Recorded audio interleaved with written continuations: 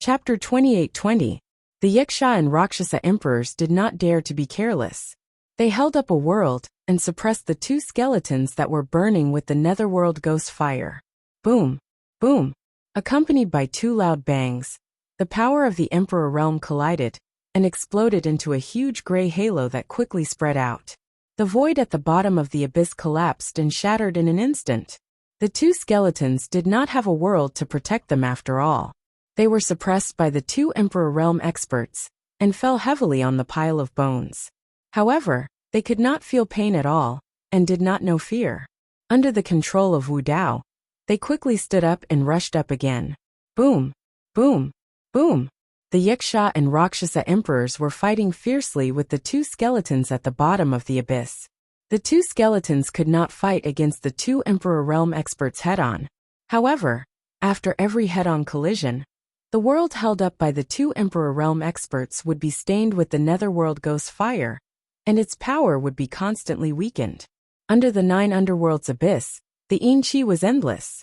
The netherworld ghost fire on the two skeletons was constantly nourished by the yin qi.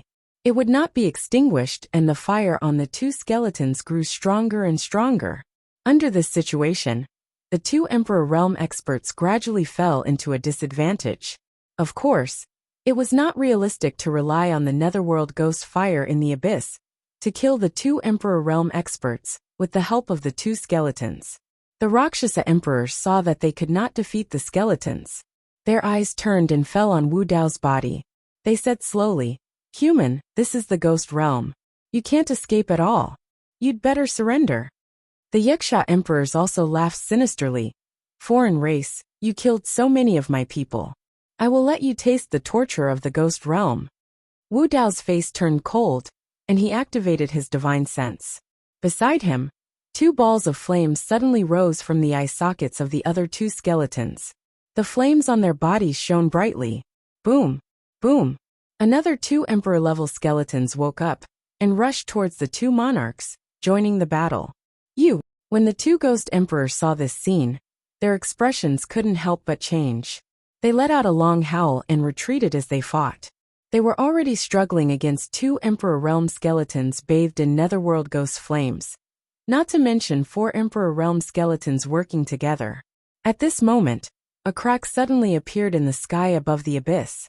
A voluptuous, elegant, and enchanting figure walked out from inside. She held a flower basket in her hand, and her entire body emitted a faint light. Under the light, her skin was as white and delicate as ivory. She had moon-like eyebrows and starry eyes. Her appearance was extraordinary. The woman didn't look any different from a human, but as soon as she appeared, the netherworld ghost flames on the four skeletons were mostly extinguished. Emperor Realm expert. Moreover, he should be the top imperial emperor in the ghost realm. Greetings, Rakshasa Shurji. When the first two ghost realm imperial emperors saw this woman, they quickly retreated and left the battlefield. They bowed respectfully in her direction. Seeing this scene, Wu Dao's main body secretly nodded. In the Rakshasa clan, the men were incomparably ugly, but the women were as beautiful as fairies. The Void Yiksha had once mentioned to Wu Dao's main body that there were 10 Rakshasas ruling over the Rakshasa clan. To be able to make two ghost realm imperial emperors so respectful, it was very likely that this woman was one of the 10 Rakshasas. Although Wu Dao's main body hadn't stepped into the Emperor Realm, he could guess that there were strong and weak Emperor Realm experts. For example, Emperor Bo Sun and the World Devastator Demon Emperor were the top powerhouses in the Emperor Realm. Just now the two Ghost Realm Imperial Emperors belonged to the ordinary category in the Emperor Realm. This Rakshasa Shurji's combat strength was very likely to be on par with Emperor Bo Sun and the World Devastator Demon Emperor. "What are you guys doing here?" Rakshasa Shurji looked coldly at the two Rakshasas from the Ghost Realm and said coldly, "Aren't you afraid of disturbing Lord Ghost's mother with such a big commotion?"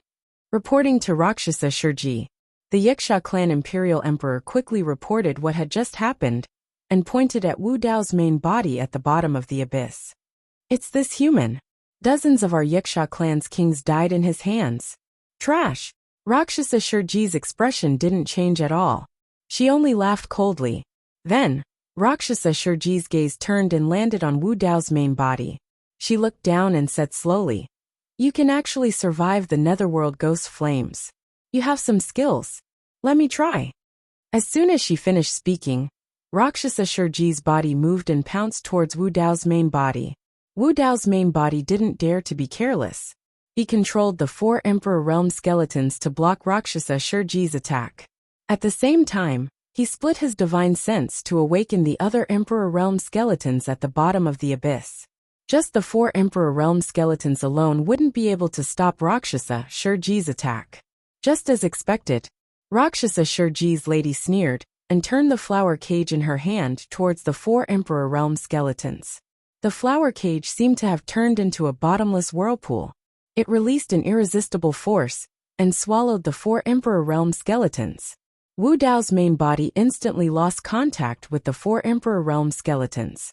The world of Shurji Rakshasa's daughter was inside the flower cage. Wu Dao's main body moved. Whoosh, whoosh, whoosh. At the bottom of the abyss, the eyes of the Emperor Realm skeletons lit up. The netherworld ghost flames on their bodies burned brightly. They were all awakened. The Emperor Realm skeletons attacked at the same time. They surrounded Rakshasa Shurji's lady. Rakshasa Shurji's lady frowned.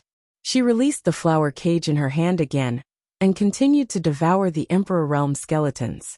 Wu Dao's main body stretched out his arms. He stepped on the netherworld ghost flames and floated in the air. He crazily urged his divine sense to spread into the abyss. He tried his best to awaken the Emperor Realm skeletons in the abyss. Rumble! In an instant, the 9 underworld's abyss shook and countless boulders rolled down. Many skeletons that had been dead for a long time were bathed in the netherworld ghost flames. They woke up and roared into the sky. A burst of ghostly wails erupted.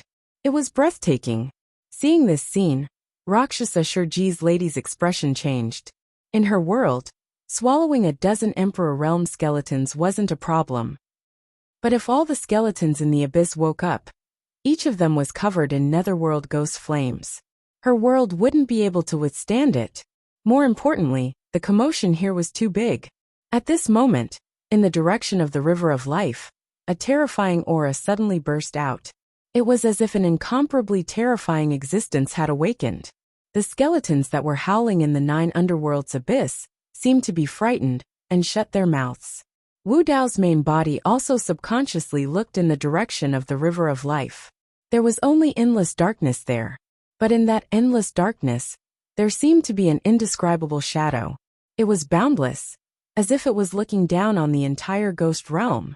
Near the 9 underworld's abyss, whether it was the Yiksha race or the Rakshasa race, regardless of cultivation realm, they all revealed a look of awe and fear. They all knelt on the ground. Even Rakshasa Shurji's lady knelt down.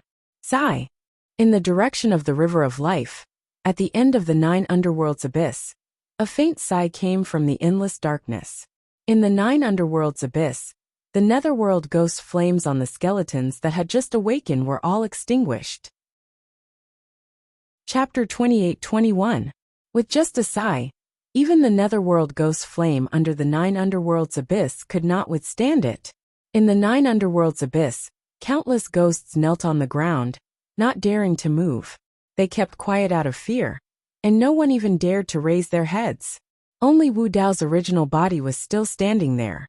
He looked at the huge shadow in the distance and felt his heart palpitate. That kind of power was enough to kill him.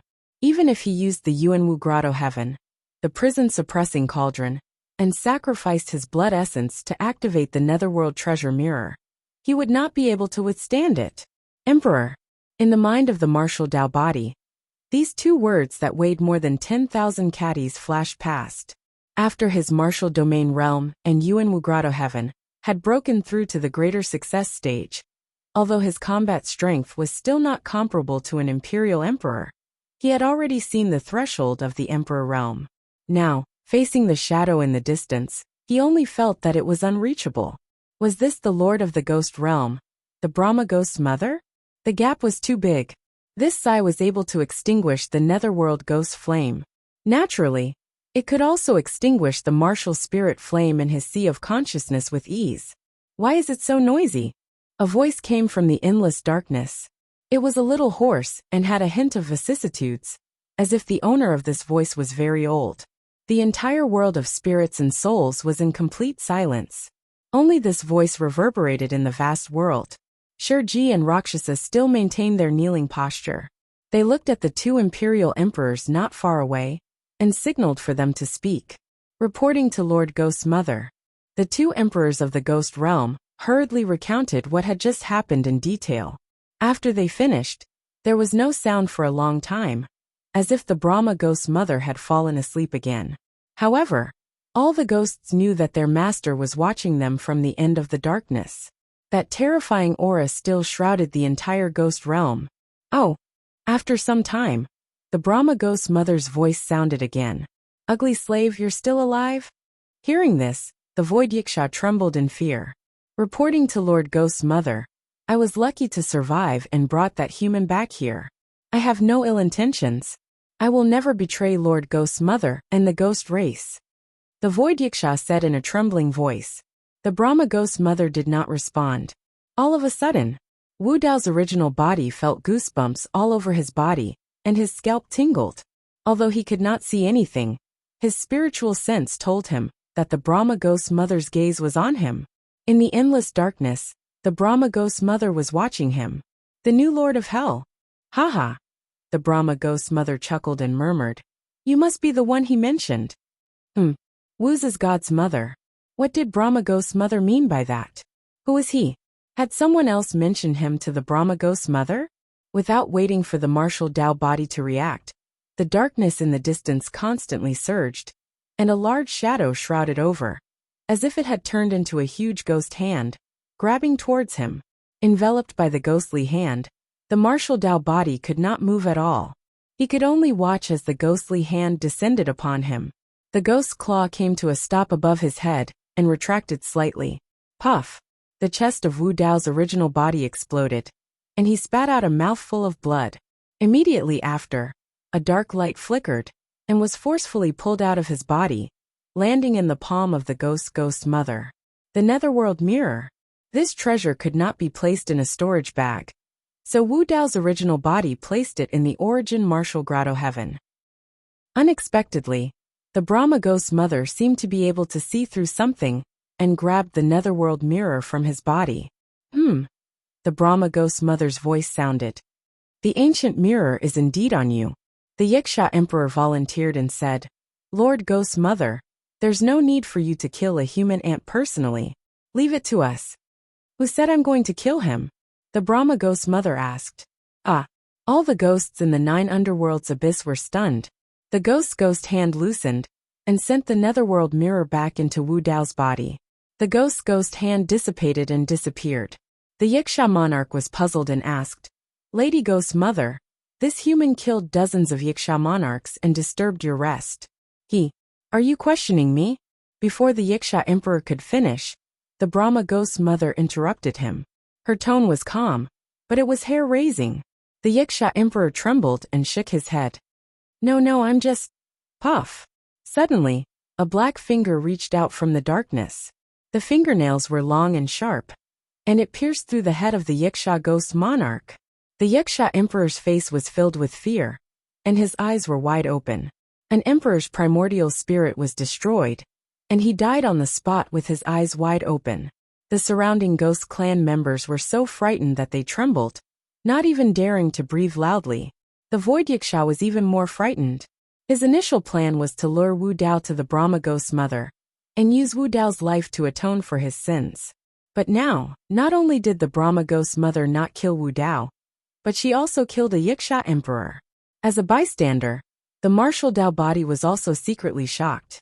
An emperor realm powerhouse, a pinnacle existence in a medium-class world, had been killed so easily by the Brahma ghost's mother. To be precise, the Yiksha emperor was not questioning her. He was just expressing his doubts. However, the Brahma ghost's mother did not give him a chance to explain and killed him instantly. The martial Dao body even had a misconception. The Brahma ghost matriarch could kill this Yiksha imperial emperor as easily as crushing an ant. What's your name? The Brahma ghost's mother looked at Wu Dao in the darkness and asked slowly. Araki Takashi. Wu Dao did not hide anything. You want to return to the middle world? The Brahma ghost mother asked again. Yes. Wu Dao nodded. The Brahma ghost mother said, 3 days later, I will send you out of the ghost realm. What's the condition? Wu Dao asked. He felt a little strange that the Brahma ghost mother agreed to this so easily. Haha. A low and hoarse laugh suddenly came from the darkness. The Brahma ghost mother said, although you are very weak, you are still the Lord of Hell. Wu Dao frowned slightly. The Brahma ghost mother meant that she would help him leave the ghost realm because of his identity as the Lord of Hell. So there was no condition? Wu Dao looked at the darkness in the distance and pondered for a while. Then he said, there is one more thing. I want to take that void yaksha called Ugly Slave with me. He committed a capital crime. The Brahma ghost mother said faintly, but the void yaksha felt a chill in his heart. That was the exact tone Nirvana ghost mother had used when she killed a yaksha imperial emperor. Wu Dao didn't seem to hear the killing intent in the Brahma ghost mother's words. He said indifferently, as the Lord of Hell, protecting a yaksha emperor doesn't seem to be a big deal. Hearing this, the ghouls were speechless. None of them dared to speak to the Brahma ghost mother in such a tone. The Brahma ghost mother turned her head slightly and glared at Wu Dao. After a long silence, the Brahma ghost mother's voice came again. You are quite bold. Then the darkness fell silent again. The terrifying pressure hanging over everyone's heads disappeared. It seemed that the Brahma ghost mother had left. Chapter 28-22. Peace was restored between heaven and earth. The gigantic shadow in the darkness gradually faded. Faced with Wu Dao's rude request, the Brahma ghost mother did not give an answer. She merely replied with a "You're quite bold," before leaving quietly. However, all the ghosts knew that no answer was the best answer. The void yaksha knelt on the spot in a daze. Before he knew it, he was already drenched in cold sweat. After a long time, he heaved a sigh of relief, knowing that his life was saved. Even now he still felt that it was unreal. In the 9 underworld's abyss, the Rakshasa Shurji stood up and turned to look deeply at Wu Dao's true body before leaving. She was not the only one. All the ghosts could tell that the Brahma ghost mother's attitude towards Wu Dao's true body was clearly different. Perhaps it was because of his identity as the Lord of Hell, or some other reason. All in all, although Wu Dao's true body was a human from a middle world, no one in the entire ghost world dared to provoke him anymore. The corpse of the Void Yaksha race's emperor was still warm. All the ghosts in the 9 underworld's abyss dispersed one after another. Wu Dao's true body returned to the sky above the abyss. Not far away, the Void Yaksha was still kneeling on the spot with lingering fear, as though he had yet to recover from his shock. Wu Dao's true body arrived above the abyss and looked at him calmly without saying a word. The Void Yaksha looked helpless and lowered his head slightly, not daring to look at Wu Dao's true body in shame. This human in front of him had saved him from the Bitter Spring prison, but he was still harboring evil intentions.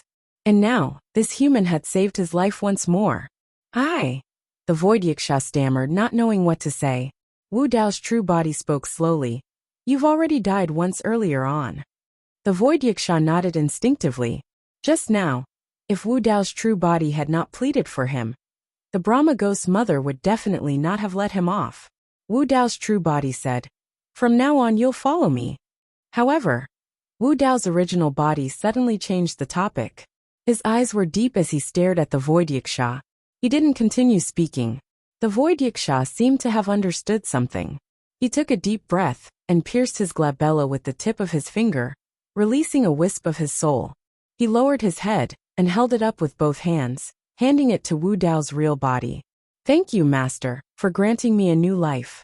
If I have second thoughts in the future, with this soul as a guide, may the heavens and earth destroy me." The Void Yaksha chanted a secret incantation. The wisp of spirit condensed into a mark in the void, before gradually fading away and disappearing. Wu Dao's original body nodded slightly and said, "Since you're following me, I'll bestow you a title." It turned out that this Void Yaksha was called Ugly Slave. Such a lowly name couldn't be considered a title at all. It was just a simple title. "Lord, please grant me a name." The Void Yaksha kowtowed again.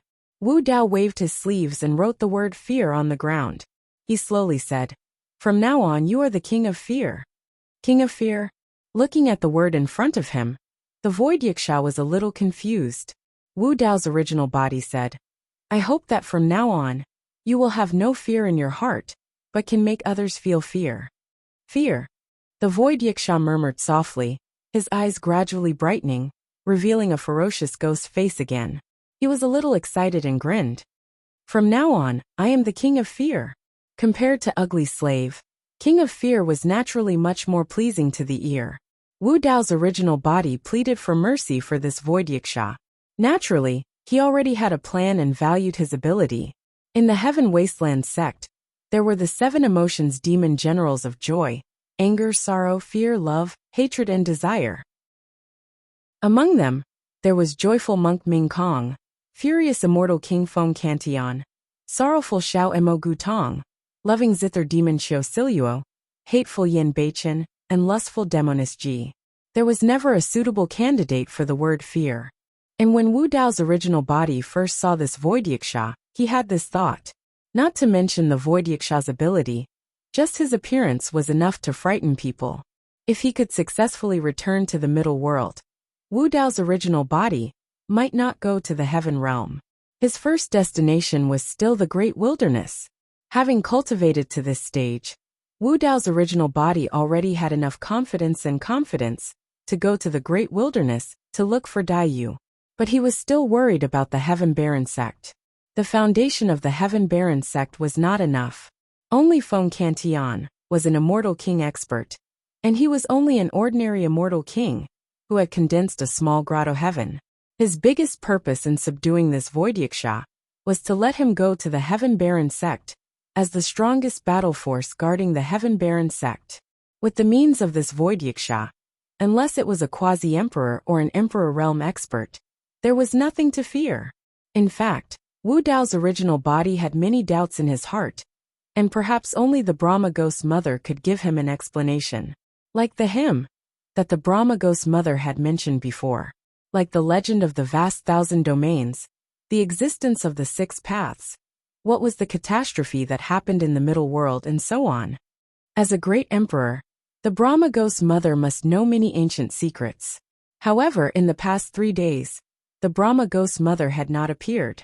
Wu Dao's original body had not even seen the appearance of the Brahma Ghost Mother. But from the voice, he roughly guessed that the other party was an old woman. Wu Dao's original body had asked the fearful king, but even he had not seen the true appearance of the Brahma Ghost Mother.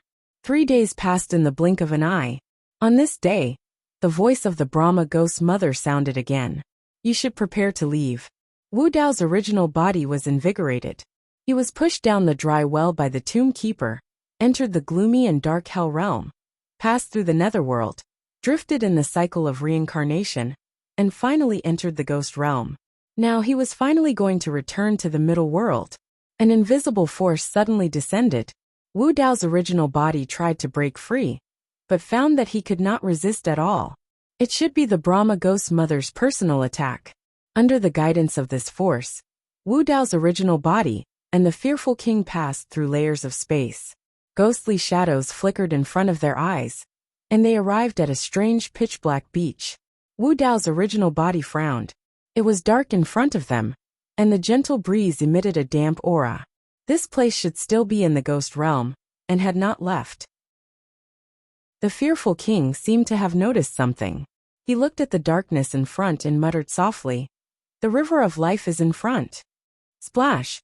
As if in response to the fearful king, the sound of water came from the depths of the darkness. An incomparably tall ghostly figure slowly rose from the river, emitting a terrifying aura.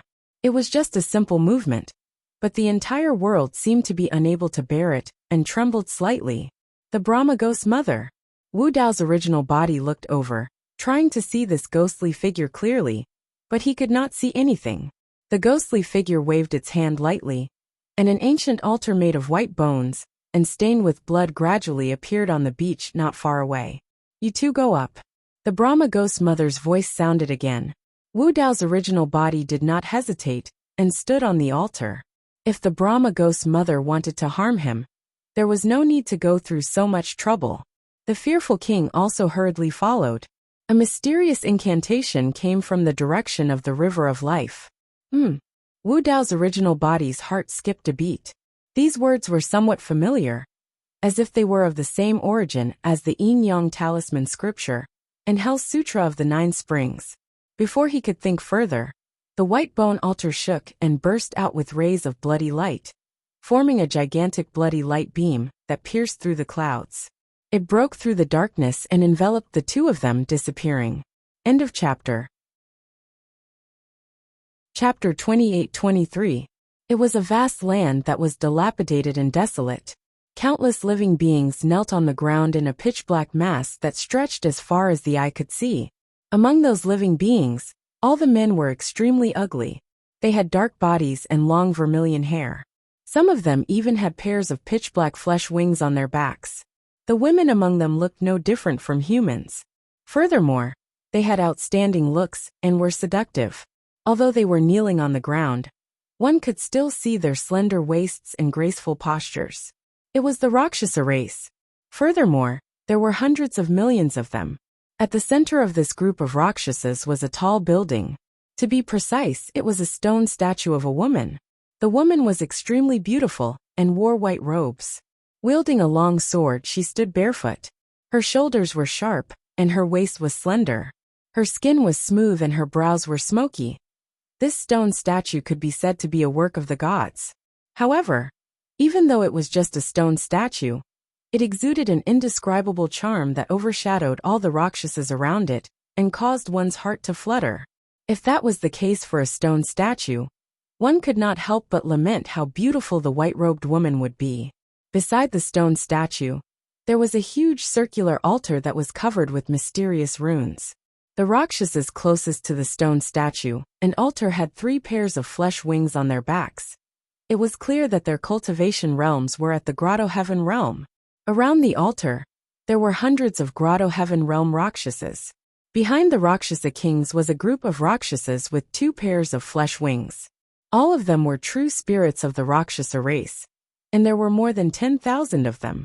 Behind them were the Rakshasas at the mystic, earth and heaven essence realms that had the most numbers. The Rakshasas were kneeling on the ground obediently. It was not because of the stone statue, but because of the dozen or so powerful figures that were descending slowly from midair. There were both men and women among them, and they all had badges with the words Fengtian on their waists. Their auras and attire were clearly different from the Rakshasas. They did not fit in with the environment either. The dozen or so figures stood in the air and looked down at the Rakshasas prostrating on the ground. It was as if they were the rulers of this world. Among the group, a young man stood at the front with a jade fan in his hand. He looked like he had the most distinguished status. The others were like stars surrounding the moon as they stood behind him. Beside this young man, and half a step behind him, stood another old man with a cold expression. There was a silver crescent mark between the elder's eyebrows. Among the thousands of races. But. The Moonin tribe was born with the Moonin body and could cultivate the baleful Yin Qi. Apart from the Moon race's elder, who was somewhat unfathomable, the others, including the young man leading the group, were all kings of the Grotto Heaven realm. The young man and the old man from the Moon tribe also had a token hanging on their waists. However, they were different from the tokens that the others had. Greetings, my lords. Among the Rakshasa below, an old Rakshasa woman looked up carefully with a sad expression and asked, "The celestial tribute world has already taken away some of our true spirits. It's only been a few decades, and the time limit is not up yet. Why are you all here again?" "Humph." A king from the celestial worship world snorted and scolded. "Shut up. What do you know, old thing? You Rakshasas don't know what's good for you. It's your honor that we're here." "Don't cry." Another Fengtian realm king scolded. The Rakshasas below, including the hundreds of Rakshasas kings, lowered their heads in fear. They did not dare to respond. Logically speaking, there were more Rakshasas than the dozen people in the air. Even the number of kings was greater than the other party. However, this group of Rakshasas did not dare to resist in the slightest when faced with the curses and scoldings of the people in the air. Interesting. The young man looked at the Rakshasas under his feet and murmured, So this is the Juyo Sind land. A king from the celestial tribute world stood out and said slowly, "We're here to pick a few beautiful Rakshasa girls to serve this lord from now on." The lord that the Fengtian realm king mentioned was the young man. The Rakshasas below were silent. Many Rakshasas were terrified. They did not dare to look up, and their bodies trembled. They were afraid that they would be chosen. "Raise your heads." The Fengtian realm king yelled again. He pointed at the top of his head and said, "Don't remind me. Don't blame me for not reminding you. This lord is from the heavens, and has a noble status. To be able to receive this lord's favor is a blessing that you have accumulated over several lifetimes." The Rakshasas below still did not step forward. Although they were forced by the situation, and could not resist, they were not willing to lower themselves. "My lord, is there anyone you like?" The king of the celestial world turned around and looked at the young man. There were too many Rakshasas below. When the young man looked over, he was a little dazzled. The young man looked around and shook his head. He seemed dissatisfied and said, "These Rakshasas are not bad, but they can't catch my eye." The young man looked around and suddenly saw the woman in the stone statue. His eyes lit up. Whoosh! The young man opened the jade fan in his hand and walked to the stone statue. He looked at the woman in the stone statue and sized her up. His eyes flashed with lust. Many Rakshasas clenched their fists instinctively when they saw this. They were enraged. "Tsk, tsk, tsk." The young man made a strange sound. He stared at the woman in the stone statue and licked his lips. He turned around and asked, "Who is this woman?" "My lord." A Fengtian realm king bowed and said, "She's the ancestor of these sinful spirits. Her name is Juyo Plain Maiden, also known as Plain Maiden Rakshasas. She once created an epoch. However, it was precisely because she once attempted to defy the heavens that she was defeated and died. The ninth hell world was annihilated and implicated the clansmen under her command to be reduced to sinful spirits for generations to come. They were imprisoned here and were forever unable to rise again." The young man said, "Oh, it's her. I've heard of her." "Tsk." The young man smacked his lips. Suddenly, he stretched out his palm and stroked the face of the stone statue. He said regretfully, "What a pity. If such a beauty was still alive, wouldn't it be great to have sex with me day and night?" The moment he said that, the Rakshasa race was in an uproar. In their hearts, the Juyo Plain Maiden was the totem of their race. They would not allow anyone to humiliate or profane her. Moreover, the Juyo Plain Maiden was once a Tharch. How could anyone trample on the dignity of a Tharch? Chapter 28-24. A commotion broke out among the Rakshasa race, and a commotion broke out. Most of them were mystic origin, earth origin, and heaven origin Rakshasas. The Rakshasas' true spirits and Rakshasas' kings who were closest to the statue were relatively calm. Although they were also extremely angry, they tried their best to restrain themselves, not daring to make a sound. The young man in the air, and the dozen Grotto Heaven realm cultivators behind him were unmoved. They sneered and looked down at the Rakshasas with disdain. "This is too much." A Rakshasa lady couldn't take it anymore. She clenched her fists and stood up to confront the young man. This Rakshasa lady's cultivation wasn't high. She was only at Heaven Origin Stage 9. However, she couldn't stand the fact that the ancestor of the Rakshasa race was being insulted by an outsider. A Rakshasa true spirit knelt beside her. Sensing her movements, the Rakshasa was shocked.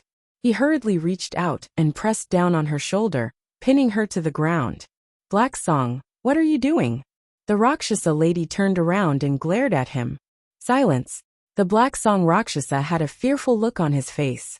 He carefully glanced at the 10+ figures in the air before secretly sending a voice transmission. You don't be rash. It's useless for you to charge out. You'll just be throwing your life away." The Rakshasa lady called Ayu still couldn't calm down. She said with hatred, "Are we just going to watch that bastard insult goddess Sunu?" The Black Song Rakshasa lady said, "What can we do? Can't you see that the kings of our race don't dare to act rashly?" "Why is that?" "You didn't understand," she said in a low voice. "We have hundreds of kings. If we join forces and fight to the death, how can we lose to these dozen people?" The Black Song Rakshasa lady said, You haven't ascended for long. You don't know how powerful these people are. The heaven bestowment token on their waists isn't just an identity token. It's also a special weapon. They can use it at any time.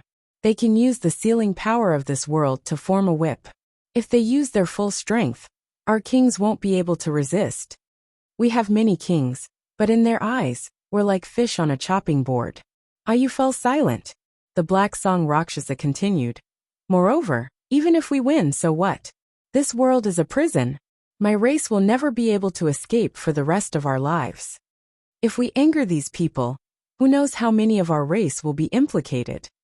Ayu sighed softly as a trace of sadness flashed across her eyes. At this moment, a Rakshasa king in the crowd. He stared at the young man in the air. 3 pairs of wings behind him, the Rakshasa lady. He has 3 pairs of wings flapped.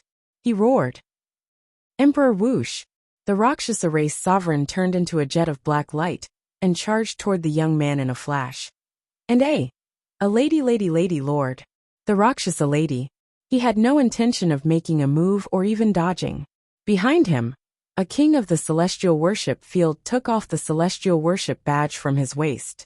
He activated his nascent spirit and pointed forward. In an instant, mysterious runes flickered in the sky and gathered on the mandate of heaven like lightning. They formed a long whip and lashed out at the black light in the air. Pa! The Rakshasa king revealed himself and slammed heavily onto the ground. His body was split into 2 and fresh blood spewed everywhere. The Rakshasa race lord's body twitched in extreme pain. The king of celestial worship field sneered and waved celestial worship badge again. Another rune whip fell and landed on the Luosha king. Pa! The 2 halves of the Rakshasa king's body were shattered into pieces, drowning in the blazing runes as his body and spirit were destroyed. The Rakshasas that had been noisy just now quietened down instantly. Countless Rakshasas looked at this scene with fear in their eyes. With just 2 lashes, a Rakshasa monarch was reduced to ashes. How could he resist such power? The group of Rakshasa race kings were not surprised by this. They even looked a little numb. They had seen too many scenes like this. They had seen it when they were still in the mystic earth and heaven origin stages. That kind of fear had been deeply embedded in their hearts. They were no longer hot-blooded, leaving only fear and cowardice in their bodies. Every once in a while, there would be Rakshasas that were brave and fearless enough to stand out and fight. However, what was the use? They were like moths to a flame. Is there anyone else who's indignant? The young man surveyed the surroundings and raised his brow with a smile. He even scratched the chest of the pure maiden stone statue on purpose. Initially, Ayu of the Rakshasa race was discouraged. However, when she saw that, her blood surged as she cursed. Be **starred, let go of your claws. Ayu don't. The Black Song Rakshasa wanted to stop her, but it was too late. He looked at the dozens of figures in midair in fear. A king of the celestial worship world sneered, and was about to use the celestial worship badge to kill Ayu when the young man suddenly stopped him. The young man looked at Ayu, who stood gracefully in the crowd with a sinister glint in his eyes. He nodded repeatedly and praised, not bad, not bad. You have some charm. The young man's gaze looked as though he wanted to devour someone. At the end of the day, Ayu was still afraid and took half a step back instinctively. The young man strode over and arrived before Ayu. Looking down at her from above, he asked with a smile, "What's your name?" Against this incomparably strong young man who was far stronger than her, Ayu was extremely afraid. However, she grit her teeth and tried her best to suppress the fear in her heart without saying a word. Very good. I like to see you angry and annoyed. The young man beckoned with his hand and smiled. Come over and let me get closer to you. Ayu wanted to resist, but she realized that her body was out of her control. It was as though she was being pulled by an invisible force, and flew towards the young man slowly. Despair filled Ayu's heart as a resolute look flashed through her beautiful eyes. She slit her wrist, and a wisp of scarlet blood gushed out. At the same time, she channeled her essence spirit enchanted. With my blood as the guide and my spirit as the medium, I shall head to the 9 underworlds and sacrifice to the Brahma. **TCH. When the young man saw how resolute Ayu was, he retracted his smile swiftly and cursed. Grabbing Ayu's neck, He threw her in reverse. Ayu slammed heavily against the stone statue of the maiden and fell onto the altar. She coughed out mouthfuls of blood, and her face was pale. However, she did not stop chanting. Her voice was stuttering and her gaze was resolute. Fresh blood gushed towards the altar and spread up bit by bit along the runes on the altar. As her blood and spirit were drained continuously, Ayu's expression turned increasingly terrible and her aura weakened. This was a secret sacrificial technique of the Rakshasa race. With one's blood as the guide and spirit as the medium, they would pray for the descent of the legendary Rakshasa race of the 9 underworlds until they sacrificed their lives. Of course, there was a high chance of failure for such a sacrificial technique, and one's life might be wasted. Furthermore, even if it succeeded, the Rakshasa race that was summoned would not have a cultivation realm higher than the person who made the sacrifice. What's the use of a sacrificial secret technique before me? The young man said coldly. If anyone can truly descend here, I'll send them on their way and accompany you. Chapter 28-25. Sacrificial Sacrifice. Many Rakshasa true spirits and Rakshasa kings shook their heads and sighed. Just as the young man said, so what if the sacrificial ritual succeeded? In the past, their people had tried countless times to sacrifice their lives to summon the strong cultivators from Juyo. However, they were always suppressed by the sealing power in this world. They could never break through to the immortal emperor realm. Therefore, even if the Rakshasa kings sacrificed, the people they summoned were only at the Grotto Heaven realm. They still couldn't stop the people from the celestial realm. Even the Grotto Heaven kings couldn't do anything. Even if Ayu succeeded, what was the use of a Sky Origin Stage 9 clansman? It still couldn't change anything. It would just add another soul to the dead. Ayu was lying on her back on the cold altar, allowing the altar to devour her bloodline and soul. She didn't have much strength left in her body. Of course, she knew that the sacrificial ritual was useless. She just didn't want to be humiliated, even if she had to die. Ayu looked at the gray sky above her head. She was in a daze. Gradually, memories of the past appeared. She recalled some of the times in the lower realm. She saw her first meeting with that person in that quiet and peaceful town full of peach trees. It wasn't a happy experience. There, she lost her freedom and was forced to submit to him. However, for some reason, when she recalled the experience in the town, a faint smile appeared on her face. At first, she wasn't willing to accept it. Later, she started to feel conflicted. When she regained her freedom, she should have been happy. However, for some reason, she felt disappointed. It was also because of this relationship between the two of them that the Rakshasa race of the primordial 9 races was able to survive the final war of the 10,000 races. She witnessed that person's continuous growth and rise. In the end, he stood at the top of the world and made a name for himself. These scenes flashed before her eyes like a lantern before her death. In the end, it stopped on a black-haired, purple-robed figure. Until she was about to die, she realized that even though she had ascended for many years, she still hadn't forgotten that person deep in her heart. The altar beneath her seemed to be shining with blood-red light. Ayu's vision had already become somewhat blurry. In her hazy vision, there seemed to be a black-haired, purple-robed figure in front of her eyes. It gradually merged with the figure in her memory. It looked so real, yet so illusory. However, this purple-robed man was wearing a cold silver mask. Ayu didn't think too much about it. She just thought that it was an illusion.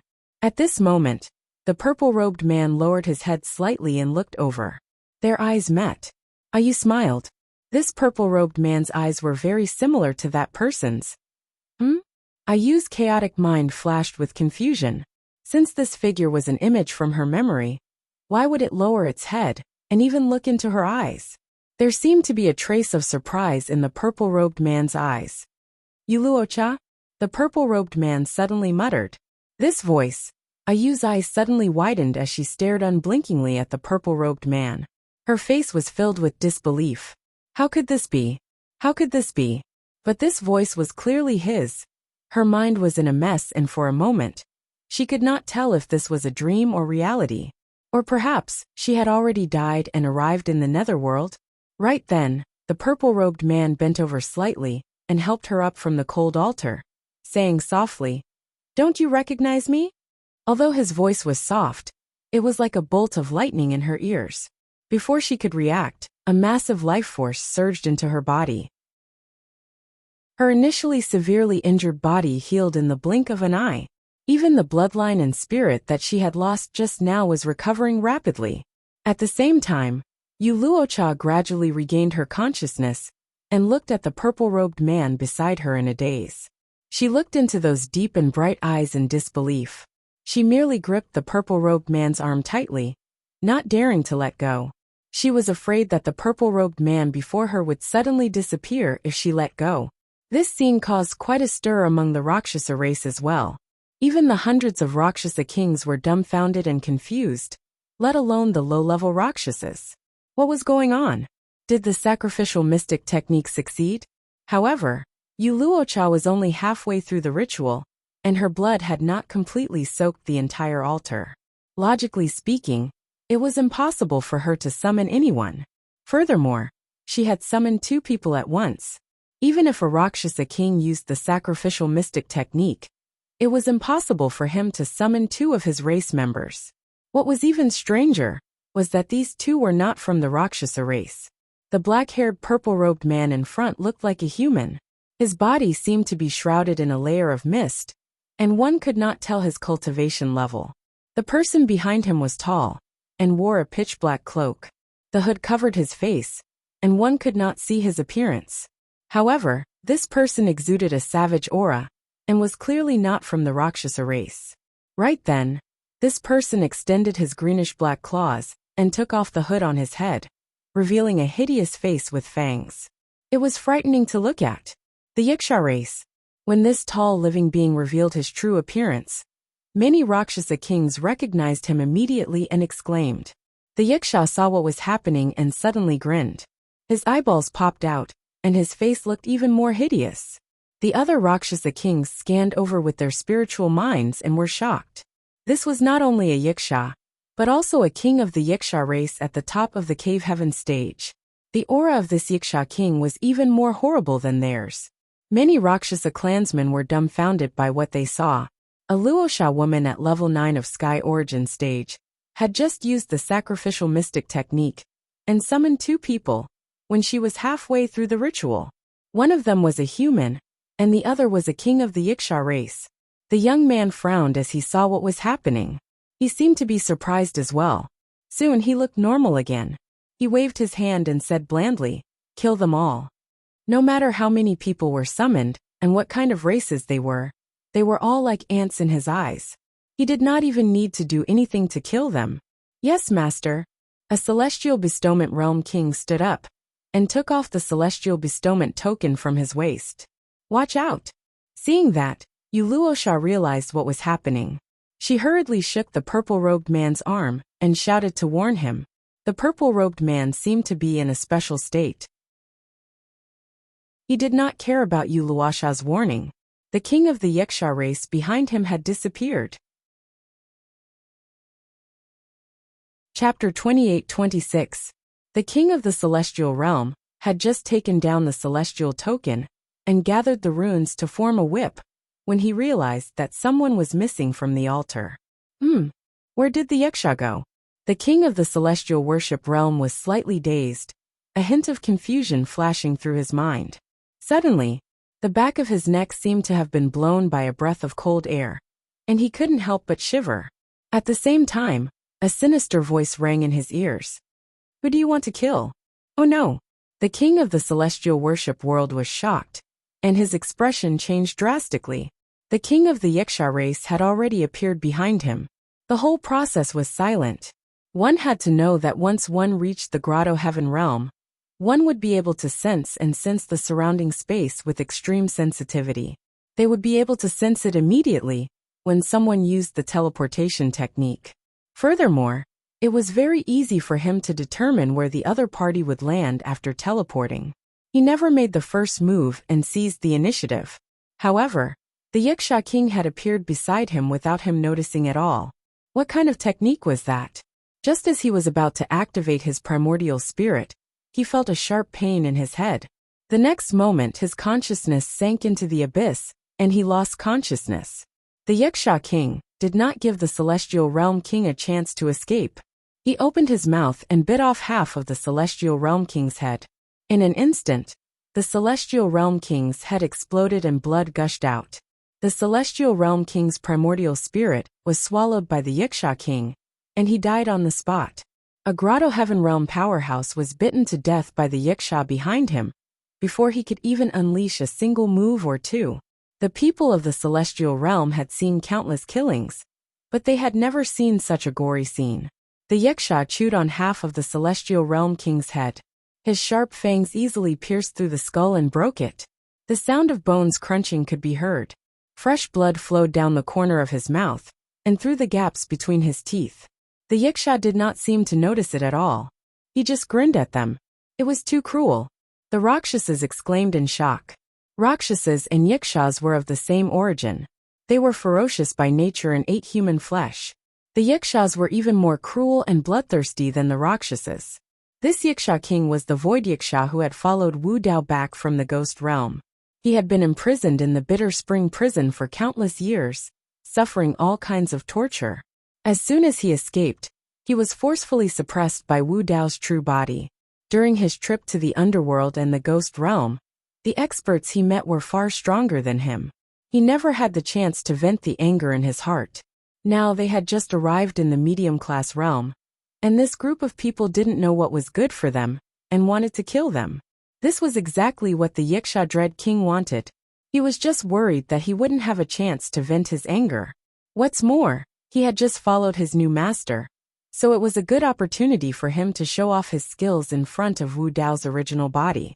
The resentment and anger that had been suppressed for countless years erupted in an instant. How could that king of the celestial tribute world have a good ending? Just one death was not enough. He wanted to start a massacre. Insolent Yaksha! How dare you be so impudent in the sinful land of the 9 underworlds? Another Reverence World monarch reacted immediately. He took down the Reverence Order from his waist, and gathered the runes, to form a dazzling whip that lashed at Yashafir monarch. The long whip was extremely fast and arrived in an instant. Hee.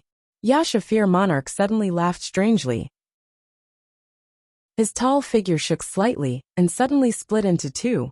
Pouncing at the Reverence World monarch. Double ghost door slapping. Although this Reverence World monarch had torn one of the ghostly figures into pieces, the other ghostly figure took advantage of the situation to close in. Whoosh! This Reverence World monarch's grotto heaven had just been released, but before it could form, it was torn in half by Yashafir monarch's sharp ghostly hands. A flickering small person wanted to escape this place. However, Yashafir monarch was faster. He took a step forward, and suddenly stuck out his scarlet tongue, curling it in the air. The Reverence World monarch's primordial spirit did not manage to escape. It was swallowed by Yashafir monarch's tongue and died. In the blink of an eye, Yashafir monarch had killed 2 Reverence World beings in a row. He was extremely ferocious and arrogant. Seeing this scene, the remaining 10 monarchs of the Reverence World realized how terrifying this Yasha monarch was. Boom, boom, boom. The 10 monarchs of the Reverence World did not hesitate to raise their grotto heavens. This way, they could at least ensure that they would not be killed instantly by this Yasha monarch. The Moon Tribe elder frowned slightly. He took a step forward, and stood in front of the young man, protecting him behind him. Humph! Yashafir monarch saw that the Moon Tribe elder was not to be trifled with, so he did not take the initiative to provoke him. Instead, he targeted the 2 weakest monarchs of the Reverence World. The 2 Reverence World monarchs had only raised their grotto heavens. They could not withstand his attack at all. Yashafir monarch also raised his own grotto heaven. It was pitch black and eerie inside. Waves of ghostly wails and howls could be heard. Then, his body flashed, and he suddenly disappeared from the spot. When he reappeared, Yashafir monarch was already in front of the 2 ordinary monarchs. How is this possible? Seeing this, the monarchs of the Reverence World narrowed their eyes, and felt a chill in their hearts. Now that they were in the middle of a battle, the surrounding void had been locked down by their grotto heavens. It was impossible for anyone to teleport away through the void. This thought only flashed through their minds for a moment. The monarchs of the reverence world did not have time to think. They took out the reverence orders in their hands and formed whips. They weaved together to form an inescapable net that enveloped Yashafir monarch. If Yashafir monarch wanted to avoid these runic whips, he would have to give up on the two ordinary monarchs in front of him. He had not seen blood for too many years. He was thirsty for blood. In a flash, Yashafir monarch's eyes flashed fiercely. He forcefully raised his grotto heaven and attacked, instantly shattering the two grotto heavens of the two reverence world monarchs. The next moment, he took a step forward and reached out his giant ghostly hand, smashing the heads of the two ordinary monarchs into pieces. At this moment, 3 runic whips landed on his grotto heaven at almost the same time. Boom! Accompanied by a loud explosion, his perfect grotto heaven couldn't withstand it and collapsed with a loud bang. It turned into countless fragments and dissipated into the world. Without the protection of his grotto heaven, the 4th runic whip landed on his body. Roar! Yashafir monarch screamed, his expression pained and filled with fear. This whip left a huge wound on his back that was so deep that his bones could be seen. It was a shocking sight and almost split his body in half. Hiss! Yashafir monarch sucked in a breath of cold air and did not dare to be careless. His ferocious aura instantly disappeared as he covered his head and fled, barely avoiding the remaining whips. He was in a sorry state. What whip is this? It's so powerful. Yashafir monarch cursed in his heart. Normally, with the combat strength of the reverence world monarchs behind him, even if they worked together, they would not be able to threaten him. However, his grotto heaven could not withstand 3 whips and shattered on the spot. Chapter 28-27. The young man didn't make a move at all. He looked relaxed as if he was watching a show. The Moon Tribe elder in front of him frowned as he stared at Yashafir King. No one knew what he was thinking.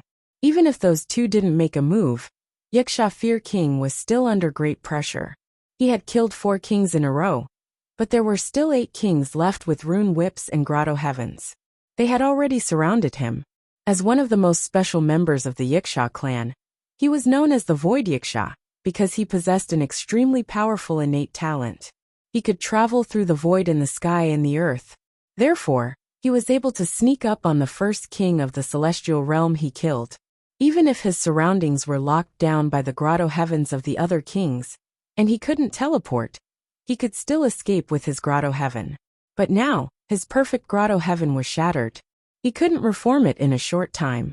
Even if he had the talent to travel through space, he couldn't break through the 8 grotto heavens.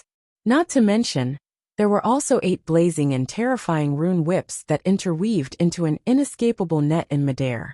Together with the 8 powerful grotto heavens, it was practically airtight and impenetrable. Yashafir King could only circulate his blood and rely on the Void Yiksha's talent to move around. However, the 8 kings from the sky worship world cooperated well and started to close in on him. This left less and less space for Yashafir King to dodge. The situation was getting worse. At this moment, the old man from the Moon Tribe seemed to have thought of something. A trace of understanding flashed through his eyes as he said, "I know. This Yiksha is a variant of the Yiksha ghosts, the Void Yiksha. It's said that this kind of Yiksha is very rare. They are born with divine strength and can travel through the void." "I see." The young man rolled his eyes and suddenly said, "Go easy on him. Don't take his life. Just subdue him. I still lack a suitable servant. This Void Yiksha is good." "Understood." The 8 kings from the sky worship world answered. The rune whips dimmed a lot, but their attacks were still sharp. They kept reducing Yashafir King's space. It didn't take long for the Yashafirful King to realize that he couldn't dodge anymore. He let out a low roar and unleashed his bloodline phenomenon. However, this bloodline phenomenon could not withstand the impact of the rune whip and was shattered in the blink of an eye. Pa! The rune whip landed on the Yashafir King's body again. His skin split open, and a bloody wound appeared. The power of this whip was clearly restrained. But even so, when the whip hit his body, he still felt a sharp pain. Pa! Pa! Pa! The rune whip came crashing down. And every time it struck, a large amount of blood would splash out. In the blink of an eye, Yasha's body was covered in wounds. Even so, the Yasha king of fear did not make a sound. He endured the pain and glared at the 8 kings of the celestial realm.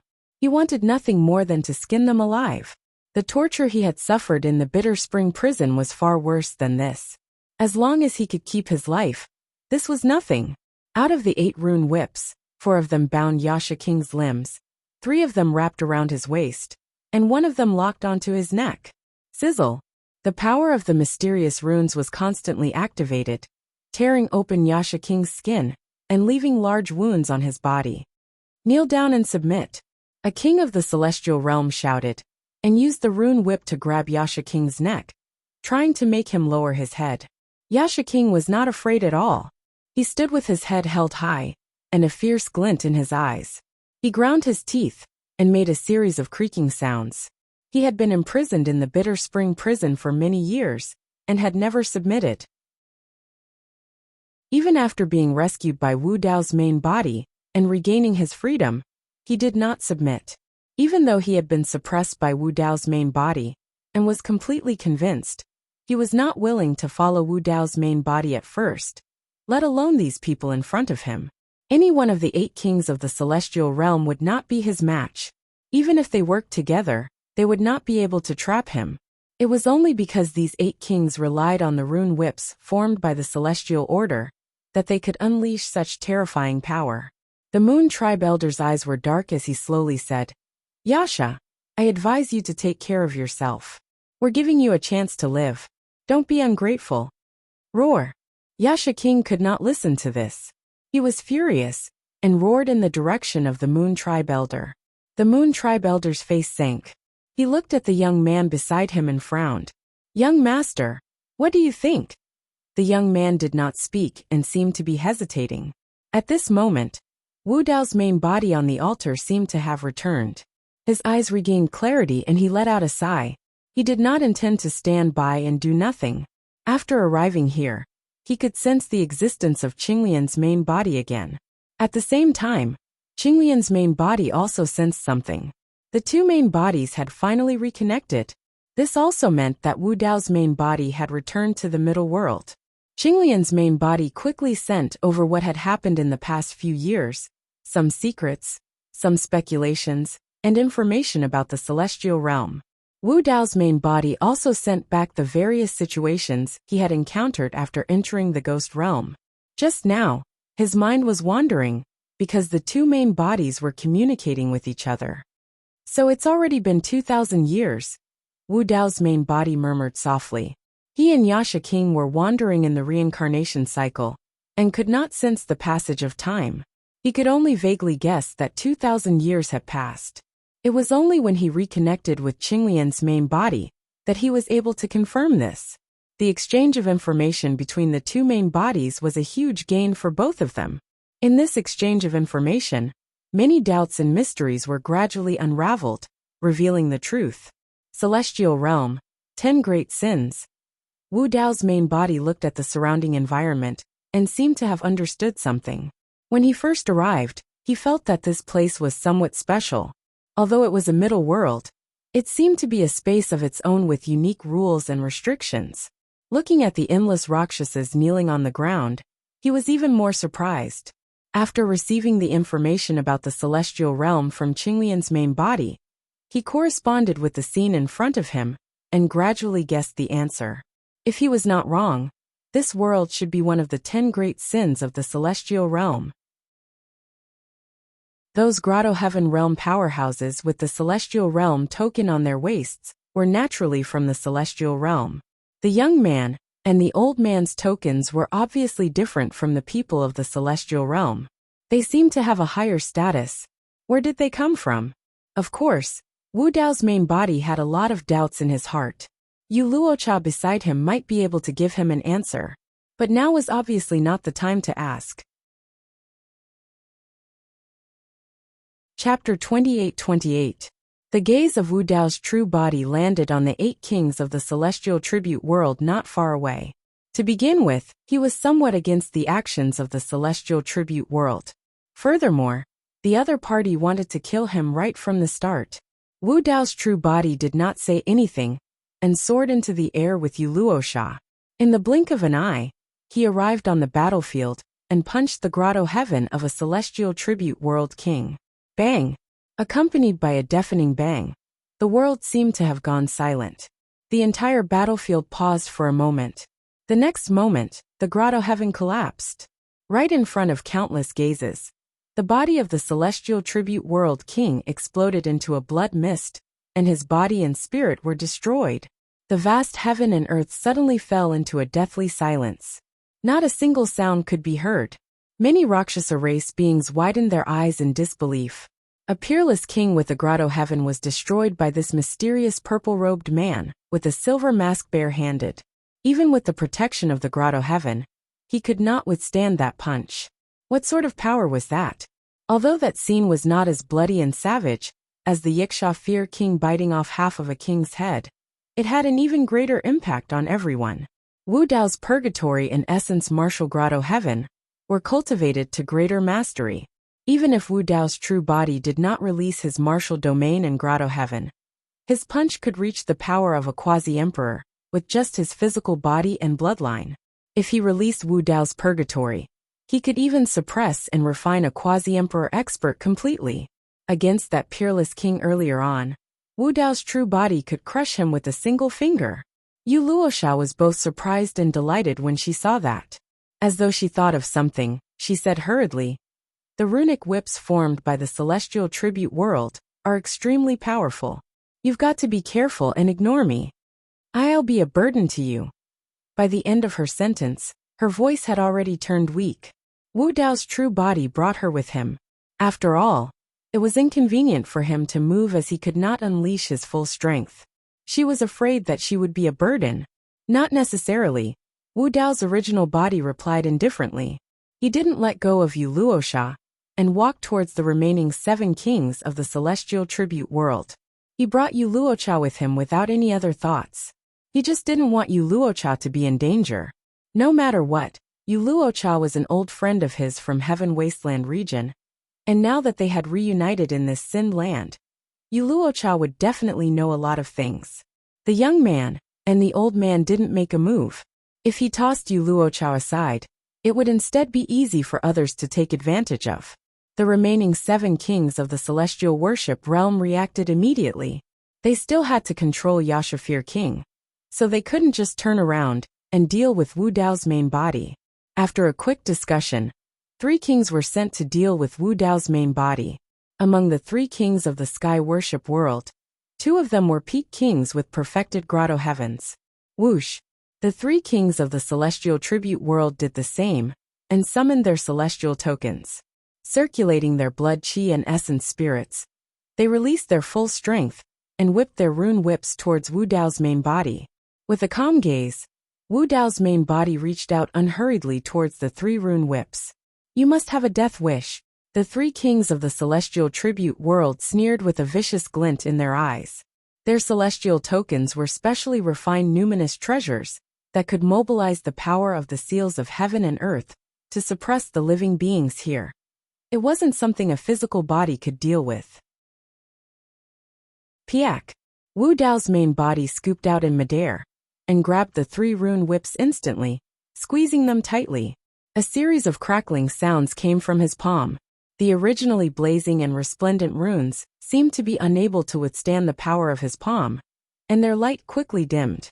The 3 kings of the celestial tribute world were shocked. How was that possible? Before they could react, Wu Dao's main body grabbed the 3 rune whips and pulled them in his direction. The 3 kings felt an irresistible force pulling them towards Wu Dao's main body. The 3 of them staggered and could not stop at all. By the time the 3 kings wanted to let go of their celestial tokens and retreat, it was already too late.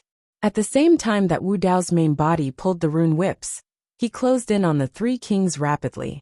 Almost instantly both sides met. Wu Dao's main body held onto Wuxia with one hand and let go of the rune whips with the other. Suddenly, he clenched his fists and punched 3 times in the direction of the 3 kings. Bang! Bang! Bang! The 3 punches collided with the 3 kings of the celestial tribute world and let out 3 dull sounds. It was as though the 3 punches had collided with 3 gigantic ancient bells. The next moment, cracks appeared on the 3 grottos and they shattered. The bodies of the 3 kings of the celestial tribute world were smashed into a bloody mist by Wu Dao's main body. In just 3 punches, the 3 kings of the celestial tribute world, including the 2 pinnacle kings, were all smashed into smithereens. Even the perfected grottos could not withstand 1 punch from Wu Dao's main body. The strange thing was that the primordial spirits of the 3 kings of the celestial tribute world did not die. They were still trying to escape from the battlefield in the bloody mist. However, Wu Dao's main body seemed to have been prepared. After the 3 punches, he waved his sleeves and kept the 3 primordial spirits in his sleeves. Such strong control! The Moon Tribe Elder said softly with narrowed eyes. Even the perfected grottos and kings' bodies could not withstand the power of 1 punch. The relatively weak primordial spirits could not withstand such destructive power. However, there was only one possibility for the 3 primordial spirits to survive. This purple-robed man's control of power had reached the pinnacle of the thoroughly meticulous state. He could destroy the grotto's bodies without harming the primordial spirits. Wu Dao's main body did not leave the primordial spirits of the 3 kings of the celestial tribute world, because he was merciful. He wanted to use the soul-searching technique to obtain more secrets about the celestial tribute world from the 3 kings of the celestial tribute world. In the blink of an eye, only 4 of the 8 kings of the celestial tribute world were left. The 4 kings of fear Wuxia, who were still trying to suppress their anger with their rune whips, turned pale when they saw just now. It turned out that the 2 people that Rakshasa girl had just summoned were the real ruthless ones. And they were the purple-robed man in front of him. Even the celestial order, which they relied on the most, could not harm this person. Who could stop this person? The 2 kings of the celestial tribute world showed a trace of fear. Wu Dao's main body walked toward them. An unimaginable pressure surged toward them, causing their hearts to tremble. The 2 kings could not take it anymore. Without thinking, they poured their primordial spirits into the celestial order, and the runes on it shone brightly. A ripple appeared in the surrounding void. This trace of spatial fluctuation couldn't escape the senses of the Yasha King of Fear. They want to escape. The Wuxia King of Fear's bulging eyes flashed with savagery. He licked his lips and sneered. 2 of the remaining 4 kings of the celestial tribute world wanted to escape, but the remaining 2 kings could not suppress Wuxia at all. Chapter 28-29. Wu Dao's senses were sharp. He immediately sensed that the 2 kings of the skyward realm were trying to escape. His expression was calm. He did not even move to chase after them. Instead, he lightly stomped his foot in the air. The space around them began to collapse as huge cracks appeared, extending toward the 2 emperors and colliding with their heavenly abodes. Boom! Boom! The 2 kings' abodes trembled and were on the verge of collapse. The space tunnel that the skyward realm order had just formed was also shattered by Wu Dao's true body. They could not escape immediately. His control over space had reached the peak. At the same time, Wu Dao's true body flicked his finger. 2 fingernail-sized red flames flew out and landed on the 2 kings' abodes in the blink of an eye. They only paused for a moment, but the 2 red flames burned 2 small holes in the 2 kings' abodes. The 2 kings were shocked. At the same time, they suddenly felt a burning pain in their bodies. Their internal organs, meridians, and every inch of their flesh felt like they were being burned by the flames. Ah! The 2 kings opened their mouths and let out a scream. As they screamed, bright red flames spewed out of their mouths and noses. In the blink of an eye, their flesh was burned open. These scarlet wounds appeared on the surface of their bodies in the shape of strange lotuses. Red lotus hellfire? The Moon Tribe Elder frowned. He recognized the origin of this flame. Wu Dao's true body had cultivated to the greater success of the martial domain realm. The power of the Red Lotus Hellfire had also increased greatly. Moreover, Wu Dao's true body had activated the Red Lotus Hellfire with his nether chi. The flames were even more ferocious. Even the kings of the caves could not resist them. The Moon Tribe Elder no longer wanted to stay out of the matter. He snorted and suddenly waved his sleeves. A sinister and cold aura instantly descended and enveloped the two kings of the skyward realm. This sinister and cold aura was extremely strong. In a few breaths, the red lotus hellfire on the two kings of the skyward realm was extinguished. This was the power of a quasi-emperor. After Wu Dao's main body arrived here, he noticed this old man. Although the Moon tribe elder had removed the karmic fire of the red lotus from the two kings of the celestial realm, he hadn't been able to save them. The chilly fiendish chi and the red lotus hellfire, one hot and the other cold. The two kings of the celestial realm had just been burned by the karmic fire of the red lotus, and their body temperature had reached its peak. Now, they were suddenly enveloped by a wave of baleful aura. The two extremes of heat and cold collided in their bodies, and the two celestial realm kings couldn't withstand it and died on the spot. Seeing this, the Moon tribe elder's expression turned ugly. On the other side, the Yiksha Fear King had also broken free from the rune whip. His ferocious nature erupted as he relied on the innate ability of the Void Yiksha lineage to chase after the remaining two kings of the celestial tribute world. The Moon tribe elder stared at Wu Dao's main body. Just as he was about to attack, the young man beside him suddenly stopped him. This person has some tricks up his sleeve. I'll give him a chance. Then, the young man looked at Wu Dao's main body and said slowly, "You killed the people of the celestial tribute world, which is tantamount to a great disaster. Only I can save your life." Oh, Wu Dao's main body's gaze was calm as he asked indifferently, "And where are you from?" "You don't need to know," the young man said proudly. "All you need to know is that all living beings in your medium-class world, listen carefully, it's all living beings and races. In my eyes, they're all ants. I'm letting you follow me because I'm giving you a chance to live. It's also a chance to reach the heavens in a single step. You must know how to be grateful." When the young man finished speaking, Wu Dao's main body said, "You don't understand the situation." After pausing for a while, Wu Dao's main body looked up. His eyes flashed as two balls of purple flames lit up in his deep eye sockets. He said slowly, "In this place, I have the final say on who's an ant." As soon as he finished speaking, Wu Dao's main body had already charged toward the young man. "Young master, be careful." The Moon tribe elder reacted extremely quickly. He let out a low shout and stood in front of the young man. Facing the menacing Wu Dao's main body, the Moon tribe elder did not dare to be careless. He immediately held up the Subthearchus Grotto Heaven and activated his bloodline to the extreme. The Subthearchus Grotto Heaven already contained a trace of the world's power.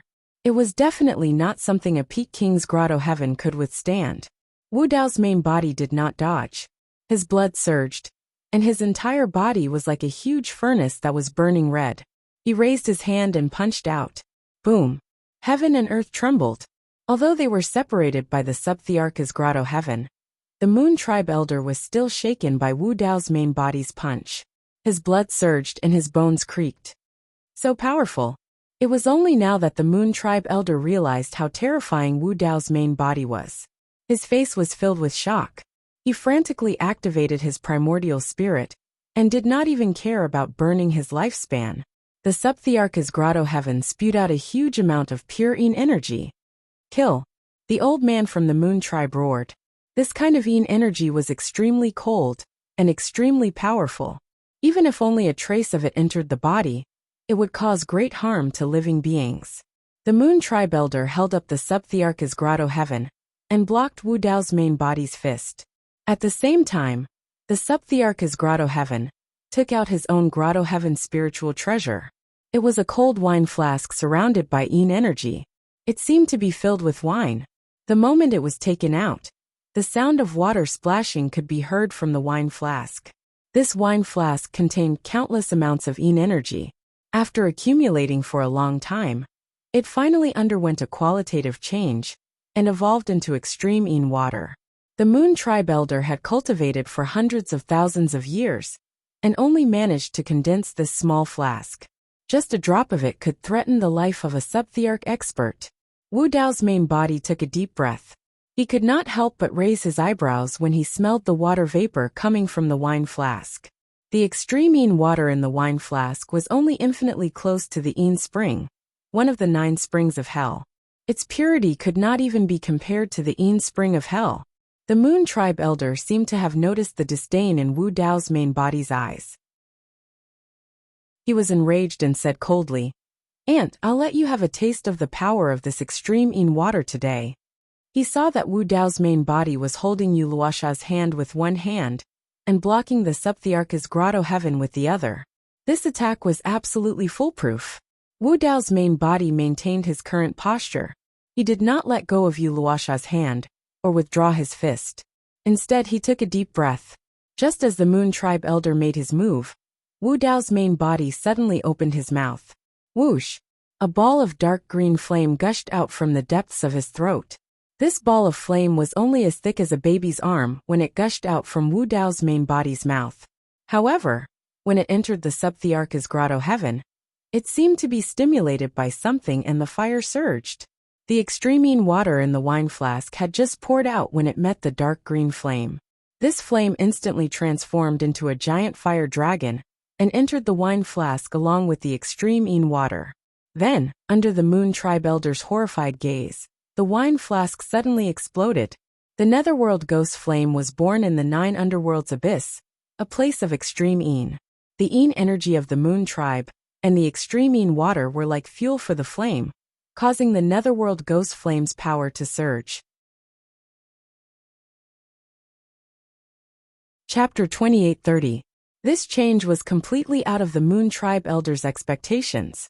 His physique was special, and he was a boundary emperor.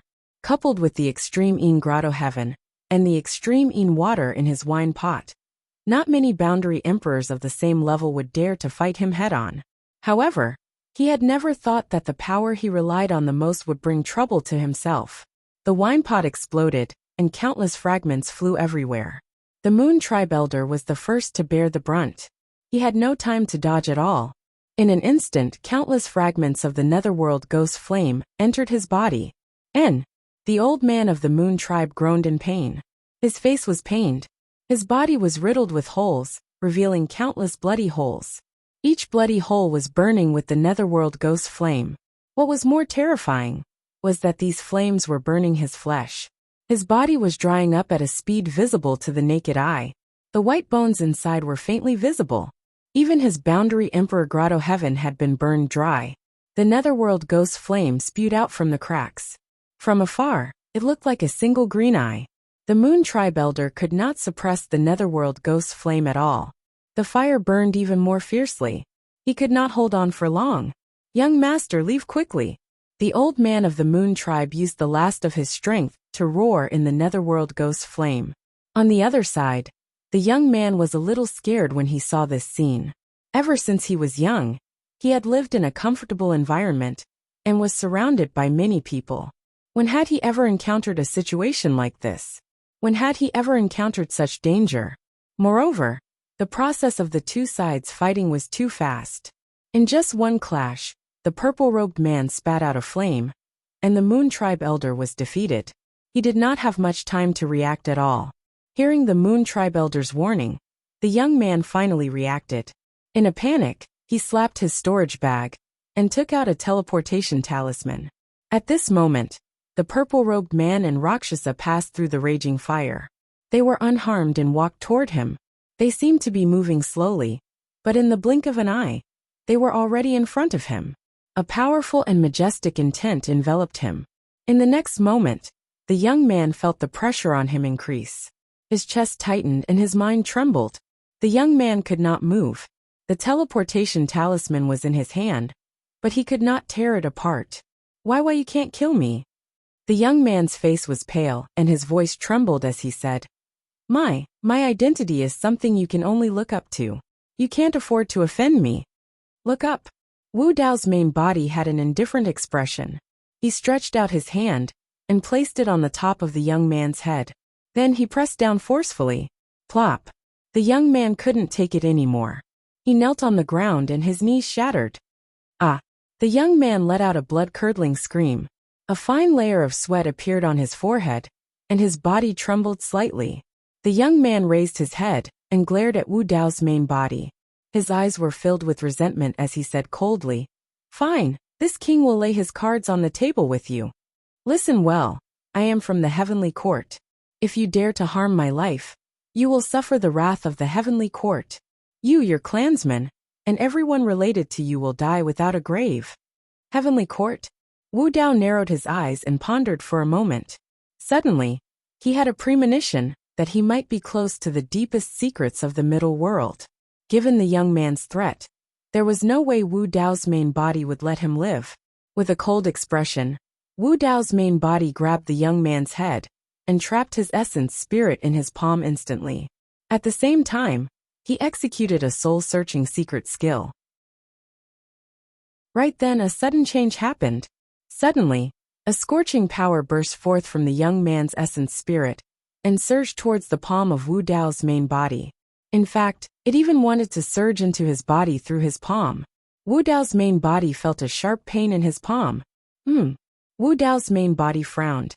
Given his current cultivation realm, a power that could cause his body to feel pain had to be at least at the level of a quasi-emperor, or even higher.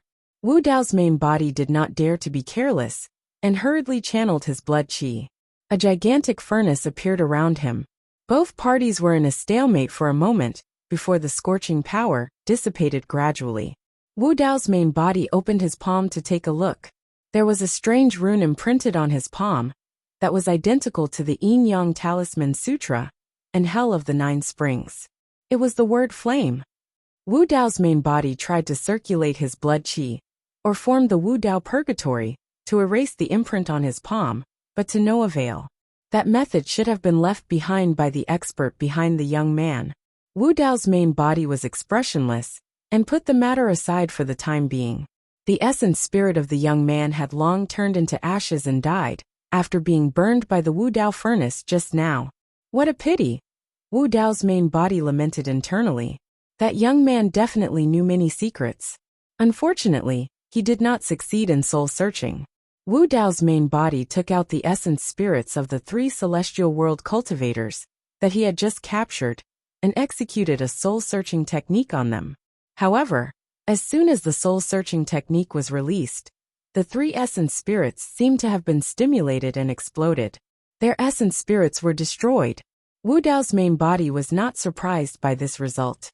There must be some kind of restriction imprint on the 3 celestial world cultivators' bodies to prevent others from soul-searching and finding out the secrets of the celestial world.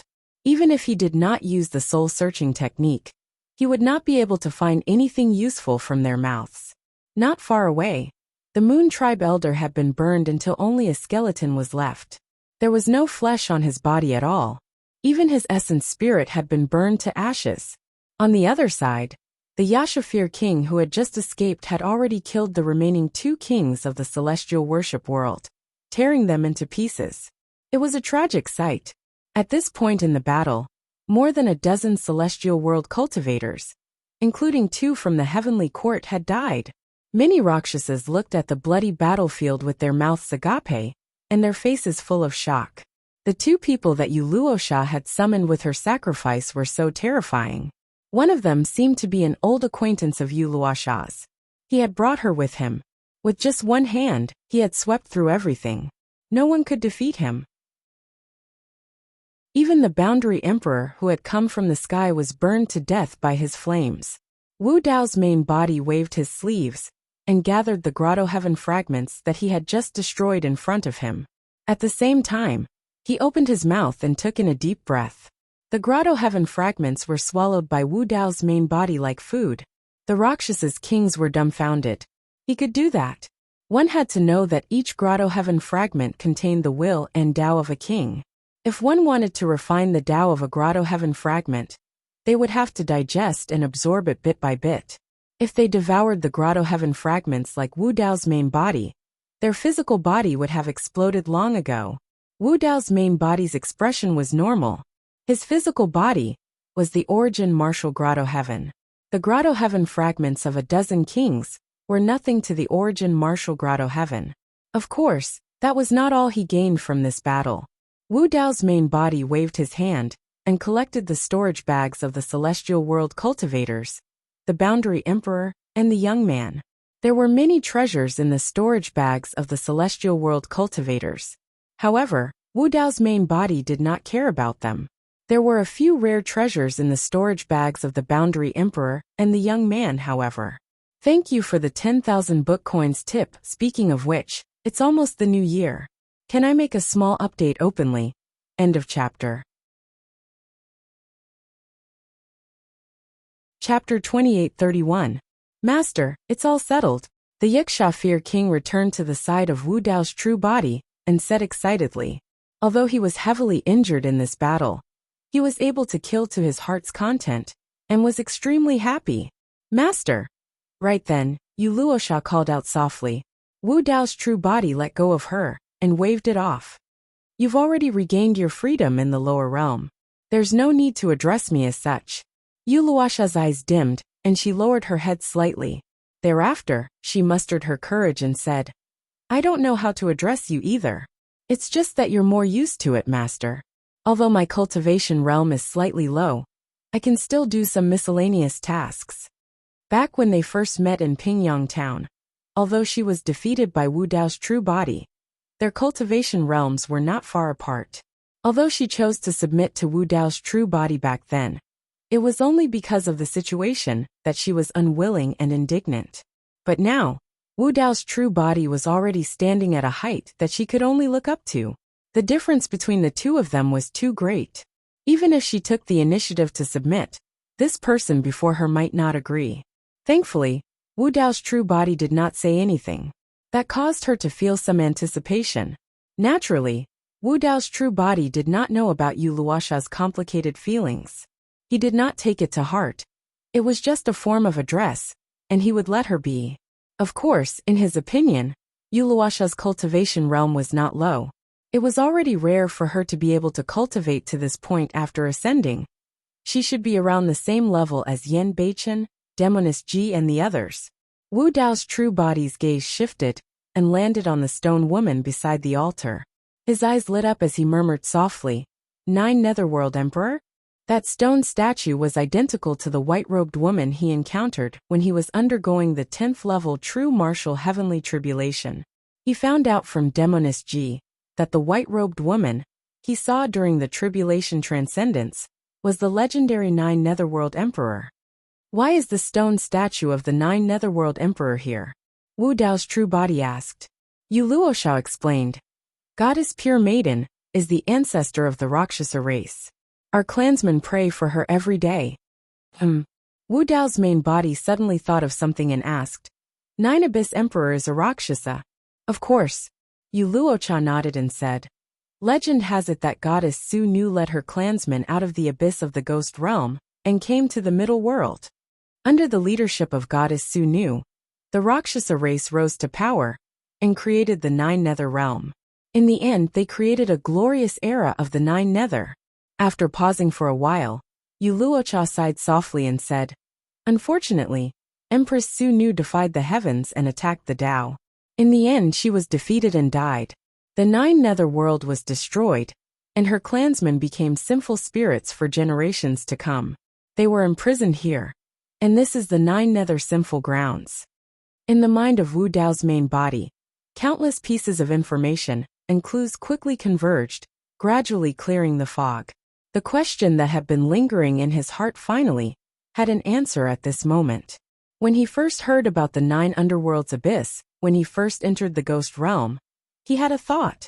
He wondered if the 9 Underworld's abyss had anything to do with the 9 Underworld's Emperor. When he saw the 9 Underworld's Emperor during his tribulation, he subconsciously thought that he was a human. But in reality, there was almost no difference in appearance between a Rakshasa woman and a human woman.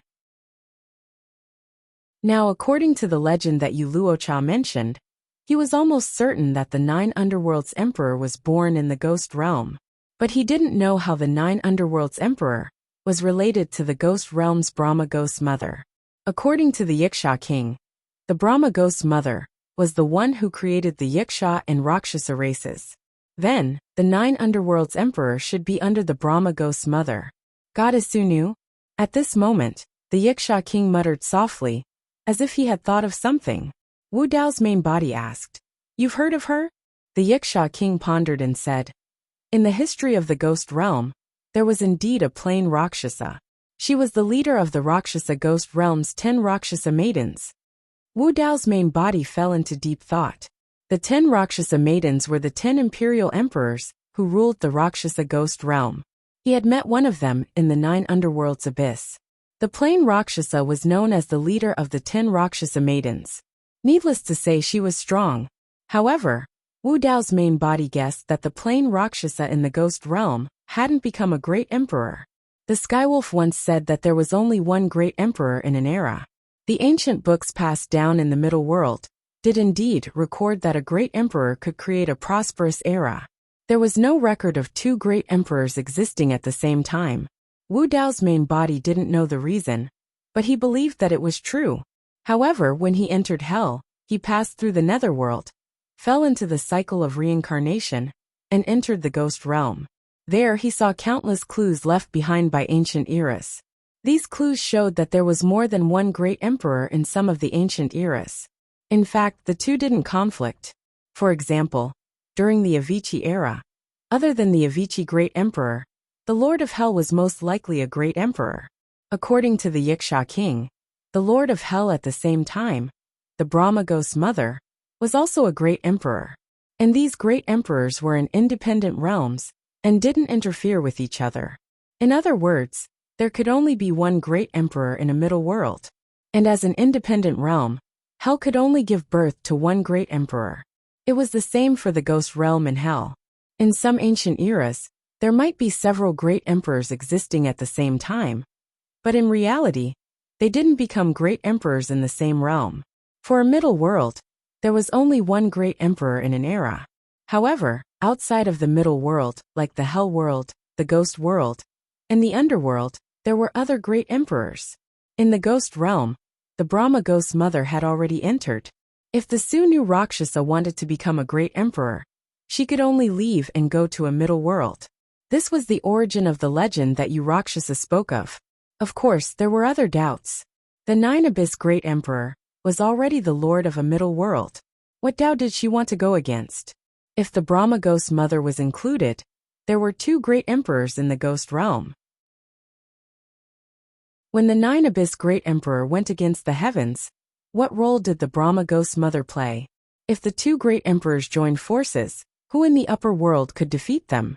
What did this have to do with the turmoil that swept through the 3,000 realms? Was the Devil Lord involved? The Brahma ghost mother also had many secrets. The lifespan of a great emperor wasn't endless. There was a limit. Even the longevity great emperor only had a lifespan of 20 million. If the Brahma ghost mother was a great emperor, then how many eras had she lived? Just from the 9 Abyss era until now. Who knew how many billions of years had passed? Defying the heavens, honoring the heavens, the heavenly court. Wu Dao's true body muttered to himself, seeming to have understood something. May I ask where the 2 of you came from? How did you come to this 9 Abyss sinful land? A Rakshasa king bowed in the direction of Wu Dao's true body, and Yiksha king, and couldn't help but ask. Although it was you Rakshasa who used the sacrificial mystic technique first, Wu Dao's true body and Yiksha king had arrived before her sacrificial mystic technique was completed. There must be another reason. The ghost realm. Yiksha king grinned at him and said, Lord Ghost Mother personally sent the great emperor here with me. The ghost realm. When the Rakshasa heard that, their hearts skipped a beat. They looked at Wu Dao's true body, and Yiksha king excitedly. Their expressions were so respectful that they almost knelt down to worship them. Chapter 2832. Many Rakshasas knew that their ancestor, the Sunu Rakshasa, had once led countless clansmen out of the legendary abyss of the ghost realm. However, they had been imprisoned here from the moment they were born, and had never been to the ghost realm. They did not even know if the ghost realm really existed. But now, 2 envoys of the ghost realm had descended before them. The 2 envoys of the ghost realm came from the same place as the Sunu Rakshasa. Furthermore, both of them were so powerful. Did this mean that they had a chance to escape from this place? Many Rakshasas looked at Wu Dao's true body and the Yiksha Fear King. Apart from their respectful expressions, there was also a hint of anticipation in their eyes. How much do you know about the heavenly courts? Wu Dao's true body looked at the Rakshasa kings not far away, and asked in a deep voice. All the Rakshasa kings shook their heads with a confused look on their faces. What about the celestial tribute world? Wu Dao's true body asked again. A Rakshasa king's expression changed as he stood out and said, Every once in a while, someone from the celestial tribute world will come to our race to choose tributes. Tributes? Wu Dao's true body's heart skipped a beat. He seemed to have thought of something, as he compared it to the memories from Qinglian's true body. Yu Luochao explained, It's to pick out a portion of the true spirit realm experts from their clansmen, as tributes, and throw them into a purgatory battlefield. They'll be constantly attacked by other living beings and races. Wu Dao's true body was silent. If he was not wrong, the purgatory battlefield that Yu Luochao mentioned was the fiend battlefield of the celestial tribute world. The true spirits in the fiend battlefield were all tributes, selected from the 10 sinful lands, by the celestial tribute world. The word tribute was filled with the condescending coldness and contempt of the celestial tribute world towards the living beings of the 10 sinful lands. It was a supreme authority that controlled life and death. Yu Luochao said in a low voice. The people of the celestial tribute world said that this is a punishment for us, and also a warning. Did anyone return alive? Wu Dao's true body asked. The Rakshasa kings shook their heads with gloomy expressions. A king said miserably, For countless years, our clansmen have multiplied and passed down their legacies, but no one has been able to escape this fate. There were some who tried to fight back, but in the end, they failed miserably, implicating even more of their clansmen and causing them to die. Although we were lucky enough not to become tributes and cultivate to the Grotto Heaven realm, one day, we will also be taken away by the people of the celestial tribute world. It won't be long before we all die outside. Wu Dao's main body remained silent. He suddenly recalled what Qinglian's true body had seen in the treasure pagoda, in the celestial tribute realm. Those were some well-preserved Dao fruits, and there were Rakshasas among them. Above the 5th floor of the treasure pagoda, Qinglian's true body was also unable to set foot there. There might be many well-preserved Rakshasa grotto heavens on it. Apart from dying in battle in the evil demon battlefield, these Rakshasas would probably become Dao fruits in grotto heavens, placed in the treasure pagoda, for the powerhouses of the 3,000 worlds to choose from. All the living beings of the Rakshasas, and the 10 sinful grounds in this world, were merely tributes to the celestial tribute world. Because he was born in Tianhuang mainland, Wu Dao's main body did not have a good impression of the Rakshasa race. However, he was even more disgusted by the evil actions of the celestial tribute world. They reared billions of living beings in the 10 sinful grounds for them to kill wantonly. Even their bloodline descendants were not spared, and they were reduced to tributes for generations. Those actions were truly inhumane, and went against the heavenly Tao. In fact, there were many humans in the 10 sinful grounds. If the Rakshasas and Yakshas were innately cruel, what wrong had the bloodline descendants of the human race done? Furthermore, there were still many doubts as to what the 9 Netherworld Emperor did in the past. The so-called heinous crimes were merely excuses for the celestial tribute world. Wu Dao's main body buried those doubts in his heart for the time being, and looked up at the firmaments with 2 balls of purple flames burning in his eyes. Right now, the most important thing for him was to leave this place as soon as possible. More than 10 kings of the celestial tribute world died, including the 2 from the heavenly courts. This matter could not be hidden for long. Of course, the thing that made Wu Dao's main body uneasy was the yin word on his palm that could not be removed. Sir, are you thinking of leaving? A Rakshasa king asked cautiously, as though he could tell the intentions of Wu Dao's main body. Wu Dao's main body nodded gently and asked instead, What can I do? Although the Rakshasa race beings had never left, they had been imprisoned here for generations after all, and knew this world the best. The Rakshasa king said, This world is filled with powerful restrictions. If anyone leaves without permission, they will definitely trigger a counterattack. All these years, there have been clansmen who tried to leave by force, but were killed mercilessly by the power of the restrictions. We speculate that the power of an emperor might be able to break through the restrictions of this world. Emperor realm, Wu Dao's main body murmured softly. The Rakshasa king laughed bitterly and said, "Because of the existence of such restrictions, our cultivation will be suppressed, and we can't break through to the Emperor realm at all. We can only be trapped here." Wu Dao's main body cultivated the Wu Dao Purgatory to greater mastery. Once released, it could suppress all boundary emperors. However, boundary emperors were not true emperors after all. Although there was only a difference of one word, the difference in power between the two was like heaven and earth. If he only relied on the Wu Dao Purgatory and the true Wu Dao body, even if he pushed his bloodline to the limit, he would not be able to reach the Emperor realm. However, if he used the prison-suppressing cauldron and attacked with his full strength, it was very likely that he would be able to reach the Emperor realm.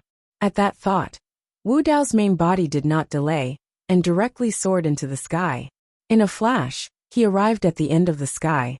As far as his eyes could see, he could even clearly see the dense restriction runes in the sky. Under these restriction runes, Wu Dao's main body felt a huge pressure. The expert who set up these restriction runes is probably not an ordinary Emperor Lord. A thought flashed through the mind of Wu Dao's main body. However, no matter what, he had to give it a try. Whoosh! The blood chi of Wu Dao's main body rose, and instantly pushed his bloodline to the limit. His entire body became a little blurry, and a huge furnace with blazing flames appeared in midair. Under the support of the 6 flames, the furnace was burned red and hung in the sky like a scorching sun. Not only did the furnace expand, but it was also about to break through the world. In the next moment, a purgatory appeared around the huge furnace. Flames soared into the sky and burned the sky continuously, trying to refine the restriction runes on it. Countless Rakshasa race members looked up at this scene with shocked expressions. This was the true burning of the heavens. However, under the burning of countless flames, the restriction runes in the sky did not show any signs of dissipating. Instead, they condensed to brilliance and began to counterattack. Boom! Boom! Boom! The two types of power began to collide continuously, letting out earth-shattering sounds. Both sides had only exchanged blows for a moment, but the purgatory in midair and the heaven and earth furnace were at a disadvantage. The flames around the furnace even showed signs of extinguishing. At this moment, an ancient bronze square cauldron appeared and the world trembled. End of chapter. Chapter 2833. The bronze square cauldron seemed to have come from the end of the river of time. The cauldron was covered with the marks of time, as if it had been through countless wars and vicissitudes. The cauldron exuded an unparalleled aura. As soon as it descended, it shook the heavens and the earth. The entire world seemed to be unable to bear the pressure, and started to shake slightly. It was the Emperor's divine weapon, the prison-suppressing cauldron. The carvings on the 4 sides of the cauldron suddenly lit up, and released balls of dazzling light. The carvings on the cauldron seemed to have come alive. A dragon's roar, a phoenix's cry, a turtle's roar, and a tiger's roar sounded almost at the same time, echoing between the heavens and the earth. In the next moment, the figures of the 4 sacred spirits flew out of the cauldron and surrounded it. They carried the prison-suppressing cauldron and slammed it into the sky above them. Boom! Accompanied by a deafening sound, the earth shook and the clouds changed color. The runes in the sky dimmed in an instant. But soon, an even more dazzling light burst out, and a fierce counterattack was launched. The runes in the sky that was burning red were shining, releasing a vast amount of restrictive energy. It was as turbulent as the sea and poured down like the Milky Way, illuminating the void. Sizzle! In Wu Dao's purgatory, the flames of the heaven and earth cauldron could not withstand it and gradually extinguished. There was a strange sound and smoke rose.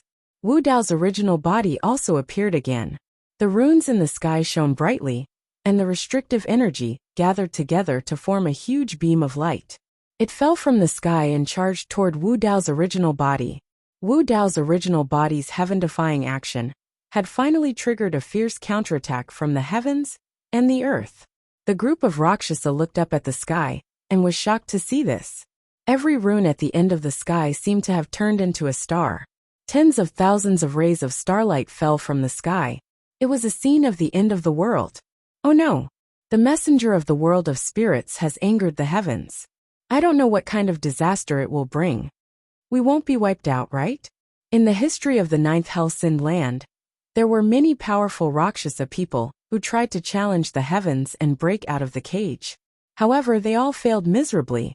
Not only that, but this kind of action would also bring about a greater punishment, causing many Rakshasa people to suffer.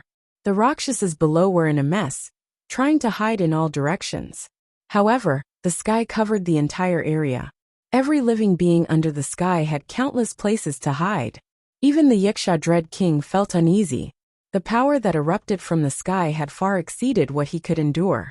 It was enough to destroy him 10,000 times over. Rumble! Before the runic light beam descended, Wu Dao grabbed the prison-suppressing cauldron and raised it high above his head, using it as a shield. Compared to the huge beam of light descending from the sky, Wu Dao's body was as small as a speck of dust. He quickly fell and heavily crashed onto the ground. Boom!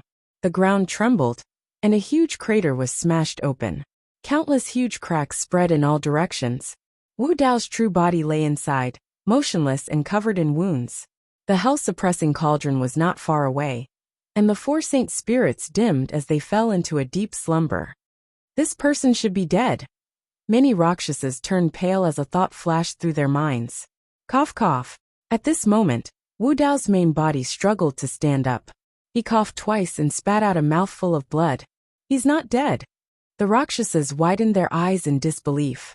Wu Dao's main body took a deep breath and tried his best to circulate the surging blood in his body to heal his injuries.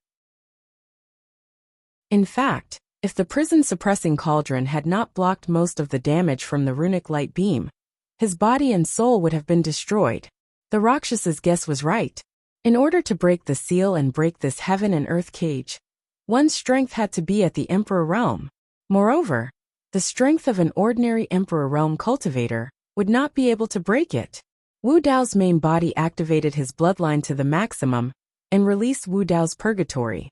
Then, he used the prison-suppressing cauldron to release the strength of an ordinary Emperor Realm cultivator. Even so, it was still not enough to shake the sky. The runes in the sky were still shining. The power of the seal continued to accumulate. It was obvious that it was preparing for a second attack. Wu Dao's main body was already injured. Even with the prison-suppressing cauldron, he could not hold on for long. At this moment, he suddenly realized that the blood in his body was surging. He could not even suppress it. His chest felt like it was about to explode. Before he could react, he felt a tearing sensation in his chest. It was extremely painful. Then a dark ancient mirror broke out of his chest. The Netherworld Treasure Mirror. Wu Dao's main body stared at the Netherworld Treasure Mirror. His pupils constricted, and he looked shocked. It was not that he did not think of using the Netherworld Treasure Mirror. However, he gave up on this idea as soon as it appeared. Firstly, the Netherworld Treasure Mirror needed to devour a large amount of blood essence. It was very harmful to him. Once it failed, he would not be able to fight back. Secondly, with his current cultivation, even if he sacrificed a large amount of blood essence to activate the Netherworld Treasure Mirror, the power that erupted would not be able to fight against the runic seal in the sky. Of course, there was also the most important point that he was most afraid of. The origin of the Netherworld Treasure Mirror was unknown. It was extremely evil and bloodthirsty. If he fed it his own blood essence, he was worried that he would end up raising a tiger and even suffer a backlash. Now, the reason why he was so shocked was that the appearance of the Netherworld Treasure Mirror was not under his control. Wu Dao's main body stared at the mirror surface of the Netherworld Treasure Mirror. A blood-red light appeared in the center. It was not his blood. If the Netherworld Treasure Mirror devoured his blood essence, he and the Netherworld Treasure Mirror would establish a connection and control this divine weapon. At this moment, the Netherworld Treasure Mirror was completely out of his control. This meant that the blood in the ancient mirror did not come from his body. Someone was controlling the Netherworld Treasure Mirror. In other words, the owner of the blood was controlling it. The Netherworld Treasure Mirror turned around and suddenly pointed at Wu Dao's main body. The blood-red light on the mirror continued to elongate, crossing the center of the mirror. It was like a blood-red pupil, firmly locking onto the martial Dao body. The netherworld pupil. In an instant, Wu Dao's main body felt a chill down his spine. A strong sense of danger descended. He almost could not bear it, and subconsciously wanted to release Wu Dao's purgatory and Yuan Wu Grotto heaven at the same time. At this moment, he finally experienced the horror that Hell Master Kong Quan experienced when he died under the netherworld pupil. Back then, Hell Master Kong Quan did not even last a breath under the gaze of the netherworld pupil. He turned into a pool of blood and died. Yet now, this wisp of blood within the netherworld treasure mirror was obviously much more formidable than his bloodline. Even without the support of the netherworld treasure mirror, Wu Dao's main body already felt an irresistible pressure from the blood in the mirror. How could this be? The netherworld treasure mirror had always been in his Yuan Wu Grotto heaven. How could there be someone else's bloodline, whose bloodline would have such terrifying power and will? End of chapter.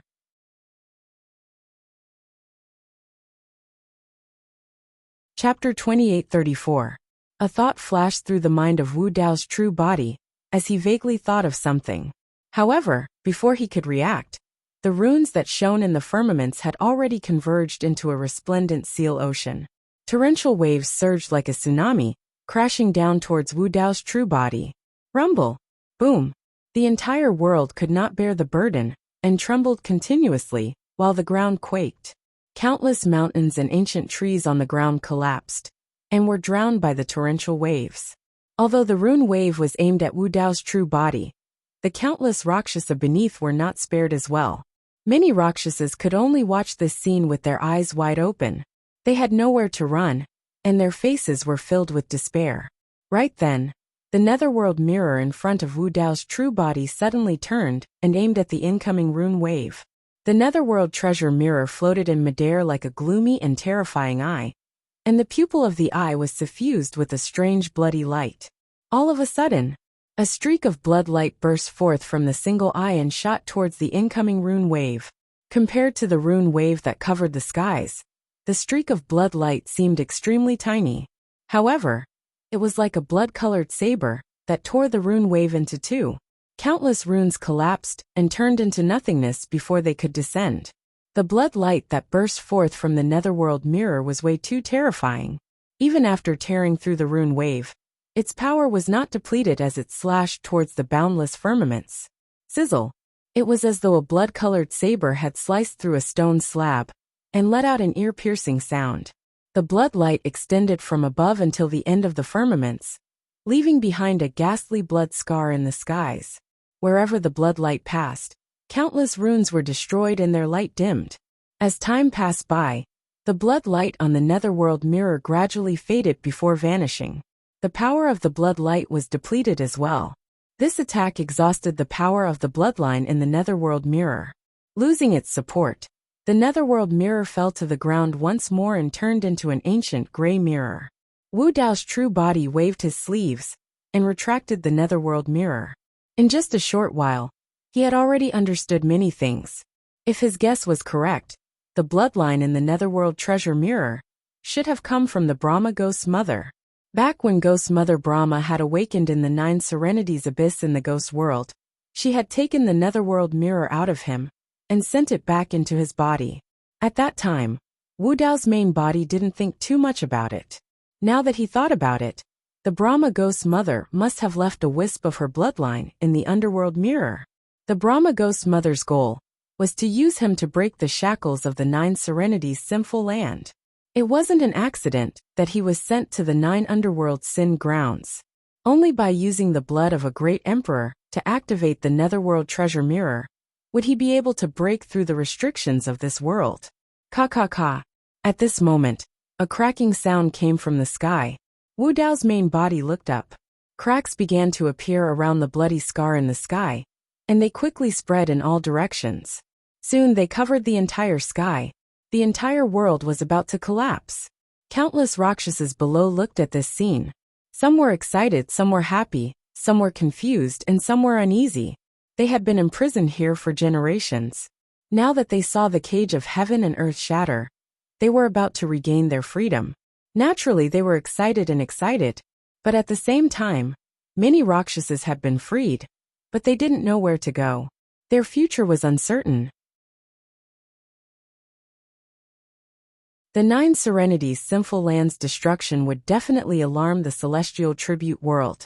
After all, they were once sinful spirits imprisoned by the celestial tribute world.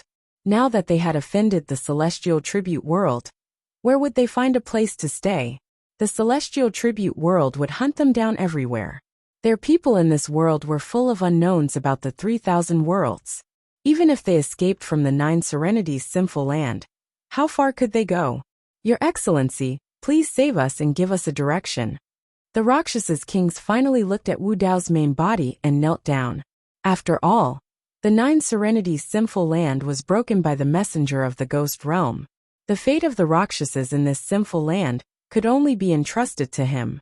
Whether it was in terms of cultivation realm, combat strength, or identity as the messenger of the ghost realm, only this purple-robed man was qualified to lead them. In a sense, this messenger of the ghost realm was their Nine Serenities emperor in this world. Wu Dao's main body was silent as he looked at the Rakshasas' expectant gazes. Whether it was because of the Nine Serenities' pure maiden, or the Brahma ghost mother, Wu Dao's main body wouldn't stand by and let these Rakshasas fend for themselves. Moreover, these Rakshasas had been freed from the imprisonment of the Nine Serenities' sinful land. If they continued to cultivate, it was very likely that they would become quasi-emperors, or even emperors in the future. If this group of Rakshasas was controlled, they would be a force that couldn't be ignored.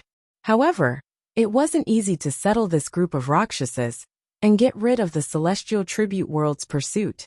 There were hundreds of millions of Rakshasas, and they were a massive race.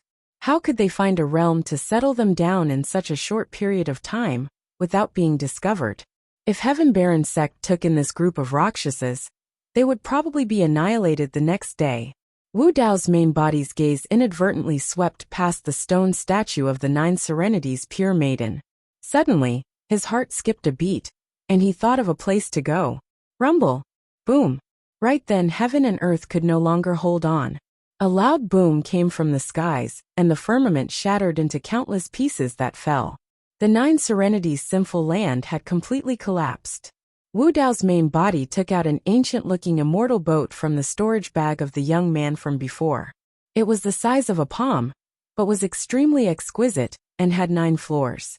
When one's spirit consciousness probed into the immortal boat, they would discover that the interior space of the immortal boat was unimaginably huge. During the forging process of the immortal boat, not only did the Simera mustard seed dermic Dao technique, a world fragment of an Emperor Realm expert was also integrated. That was a huge sum of money. World fragments were things that even Emperor Realm experts yearned for.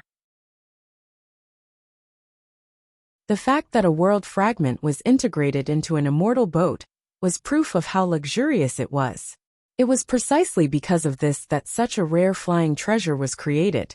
It was no exaggeration to say that the immortal boat was like another world. Wu Dao's main body took out the immortal boat and summoned 6 streams of flames to forcefully erase the spirit consciousness imprint on it before tossing it into the air. Board the boat! Wu Dao's main body waved his hand and did not say anything else. The Rakshasas were saved by Wu Dao's main body and naturally trusted him completely. One after another, they flew towards the immortal boat.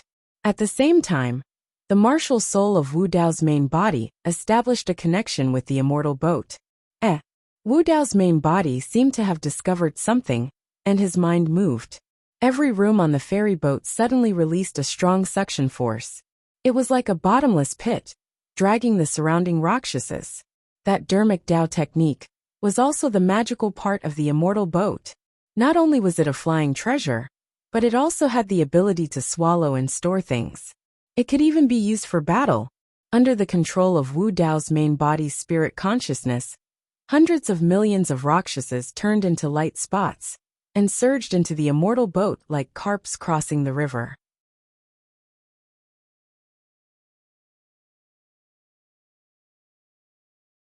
Chapter 2835.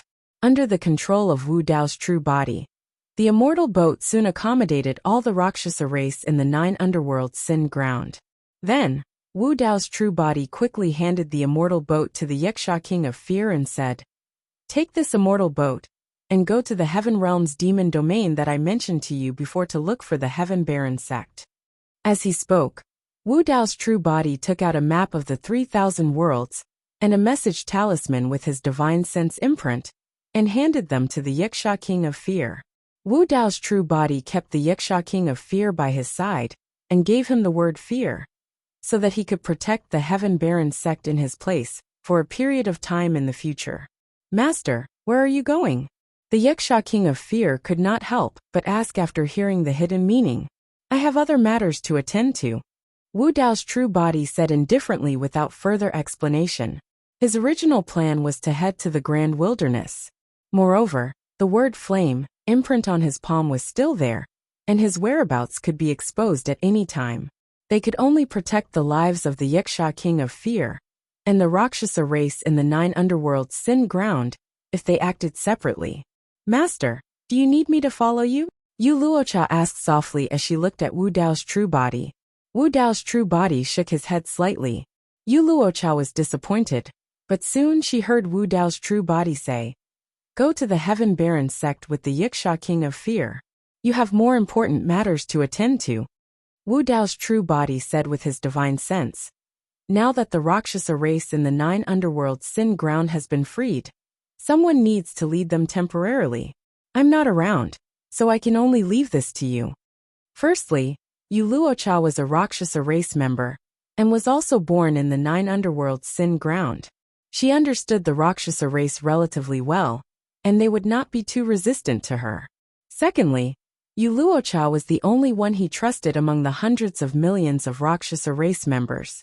The Rakshasa race was a huge force, and now that they were free, someone had to keep an eye on them to prevent any trouble. Although Wu Dao's true body did not say it explicitly, Yu Luocha could hear the trust in his words. She was pleasantly surprised but also a little uneasy. She said hesitantly, "I'm afraid that I can't convince them." Wu Dao's true body took out the young man's identity token. After the young man's death, the mark on the token had already disappeared. However, this identity token was also made of an extremely rare and precious material, star crystal. Refining a star might not even produce a single grain of star crystal sand. It Tao of God. S God's hands heaven star God tokens S true S God stars sect. The martial Tao true body held the star crystal, and left his spiritual sense imprint on it. At the same time, he left behind a wisp of the netherworld ghost flame Tao art. "Take this medallion with you. Use it to command the 9 underworlds Rakshasa for me." The martial Tao true body didn't conceal his voice at all. His voice spread to every corner of the immortal boat. "Seeing this token is the same as seeing me. From now on, follow Yu Luocha's arrangements." "Understood." After a brief silence in the immortal boat, the many Rakshasas responded one after another. Although some Rakshasa kings were hesitant, they did not show any dissatisfaction. Wu Dao's true body added, "If there's anything you can't solve, you can ask the Fear King for help." With the Fear King's combat strength and methods, he would be able to suppress the Rakshasas, even if something happened to the Rakshasas in the 9th Hell-Sind land. In fact, Wu Dao's true body was overthinking. When the Rakshasas learned that Wu Dao's true body came from the ghost realm like the plain lady Rakshasa, they were filled with respect and fear. Moreover, Wu Dao's true body had shown such terrifying combat strength and broken the 9th Hell-Sind land's cage, allowing everyone to regain their freedom. The Rakshasas were not disloyal to him at all. Although some Rakshasa kings were conflicted about this arrangement, they did not object out of respect for Wu Dao's true body. The Fear King could naturally tell that Wu Dao's true body trusted Yu Luocha. He grinned at Yu Luocha and nodded in a rather friendly manner. However, his ferocious face coupled with this kind of smile was more or less a little frightening. Yu Luocha hesitated for a moment before saying, "Master, there are too many of us. If we head to the Heaven Baron sect and expose our whereabouts, I'm afraid the Heaven Baron sect will be destroyed." Although it was safe to hide in the immortal boat, how was it different from being trapped in the 9th Hell-Sind land all year round? Moreover, although the immortal boat was a realm of its own, there was no heaven-earth essence energy. The Rakshasas were unable to cultivate, and every day felt like a year. However, once they left the immortal boat, the situation that Yu Luocha was worried about might happen. It would not be long before today's matter spread throughout the upper realm. Once their whereabouts were exposed, who could resist the pursuit of the heaven venerate world? Wu Dao's true body shook his head gently. The heaven venerate world is not your final destination. After you reach the heaven baron sect in the heaven baron sect, go and meet another of the 7 emotions fiend generals. She's the pure maiden of the fiend sects of Tianhuang mainland, and is from the same generation as us. You should recognize her. Pure maiden of the fiend sects. Yu Luocha recalled and murmured softly. Ji Yaoyan. Wu Dao's true body nodded. She knows of a mysterious place. You guys might be able to settle down there. When Wu Dao's true body reunited with Demoness Ji in the fiend region, she mentioned something to him. She said that she obtained the inheritance of an ancient emperor in a mysterious place. That emperor was the 9 Nether Pure Maiden. The place where the emperor left behind his Dao legacy was definitely extremely secretive and difficult to discover. If it was anyone else, they might not be able to enter. However, the ancestor of Yu Luocha's group was the 9 Nether Pure Maiden. Wu Dao's true body guessed that the mysterious place would not reject Yu Luocha's group. That mysterious place was the escape route for Yu Luocha's group. This world was about to shatter. The experts of the celestial tribute world could arrive at any moment. In fact, an even greater threat might descend, and they could not afford to delay. Let's go. After instructing them, Wu Dao's true body bade farewell to the Fear Yiksha king, and Yu Luocha and left separately. Yu Luocha entered the immortal vessel as well. The Fear Yiksha king put away the immortal vessel, and nodded to Wu Dao's true body. Casually, he tore through the void and vanished into it. Wu Dao's true body had a burning gaze, and looked at the place where the Fear Yiksha king vanished for a while. He was relieved when he did not discover any traces. If it was an ordinary king, Wu Dao's true body would indeed be worried that he would not be able to escape the pursuit of the celestial tribute world. However, the Void Yiksha race's perception of the void far surpassed that of other races. Void Yikshas were the best at long-distance teleportation and traversing through spatial tunnels. Furthermore, they were stealthy and did not leave any traces. Wu Dao's true body looked down at the mark in his palm with a grim expression. He was not out of danger yet. Furthermore, the flame mark was getting hotter.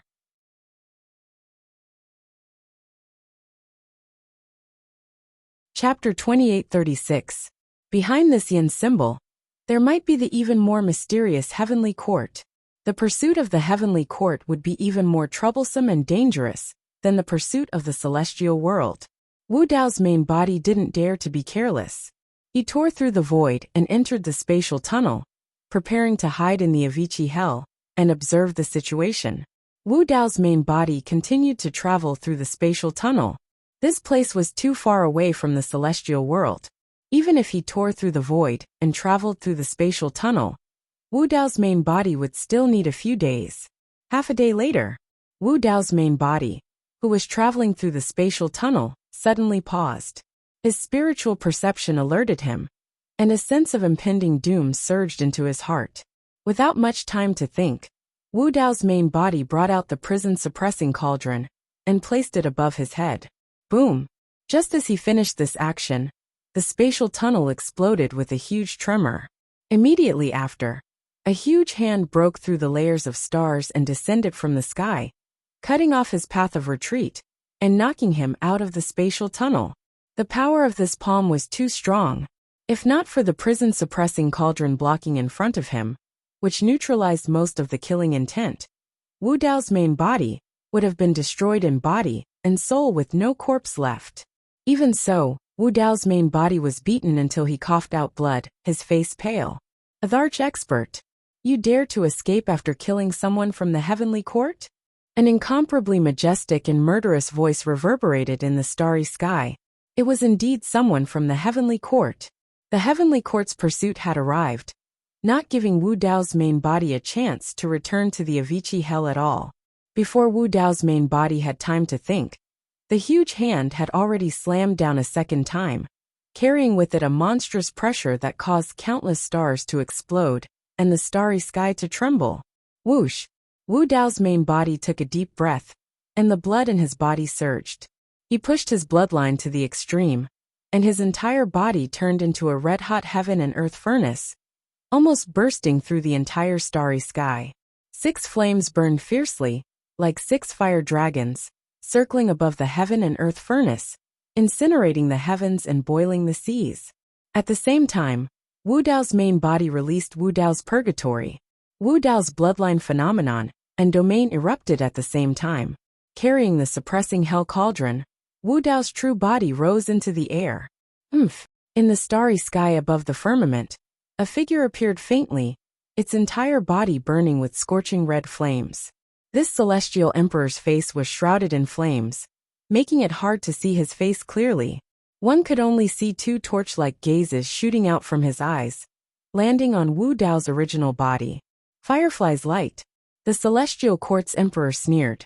He didn't stop attacking. He didn't even show any signs of changing his moves. However, a world seemed to have appeared on his palm, suppressing all living things. Bang! As the sky-covering palm descended, it collided with Wu Dao's heaven and earth smelt, Wu Dao's purgatory, and hell-suppressing cauldron. In an instant, the world seemed to come to a standstill. Ka. Immediately after, cracks appeared on Wu Dao's purgatory, and it instantly shattered. The heaven and earth smelt was also smashed into pieces. Wu Dao's original body reappeared, and his blood dyed the starry sky red. Even the hell-suppressing cauldron fell to the side.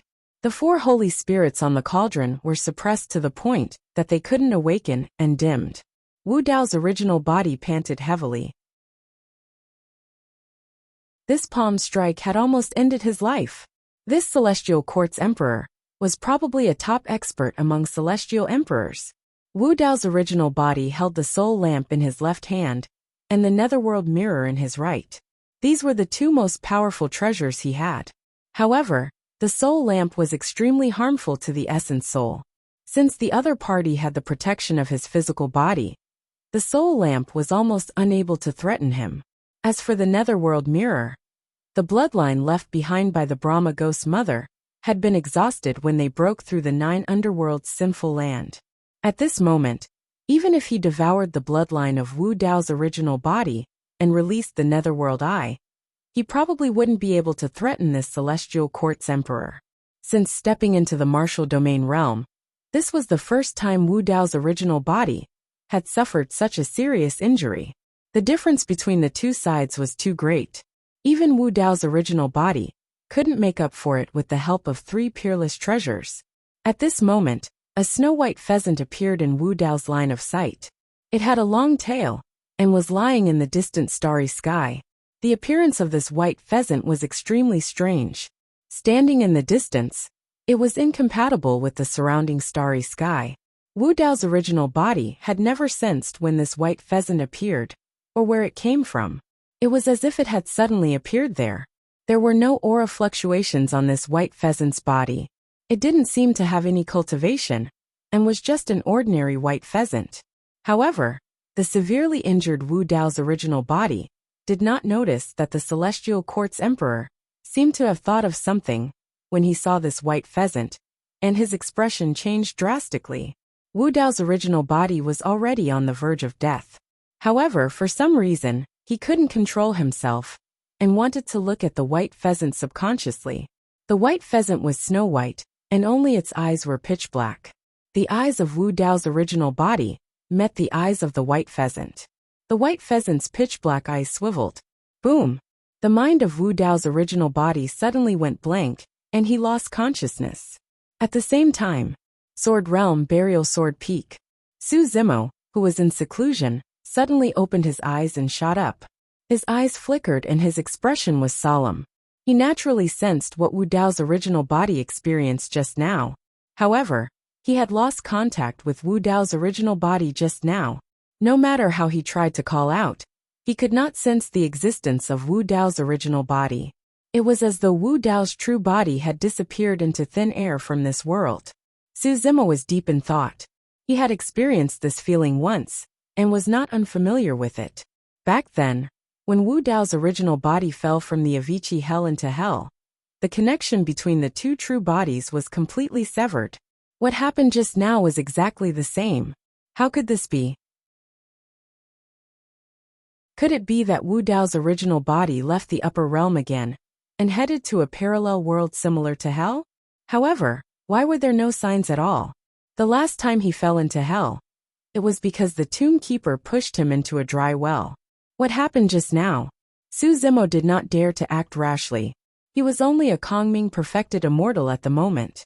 If he headed to the location of the incident rashly, he would probably bring huge trouble to Qinglian's true body. After all, there was an emperor of the heavenly courts there. White pheasant. Su Zimo muttered softly. Could all of this be related to the white pheasant that suddenly appeared in the starry sky?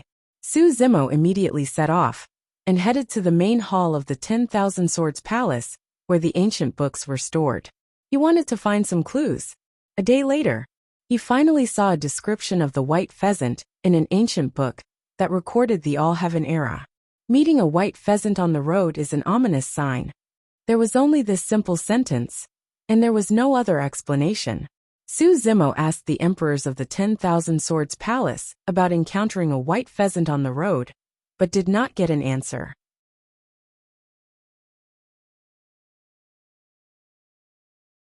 Chapter 2837. Just as Su Zimo was at a loss, his heart skipped a beat. Su Zimo was surprised. He had sensed the existence of Wu Dao's main body once more. However, Wu Dao's main body was in a strange state.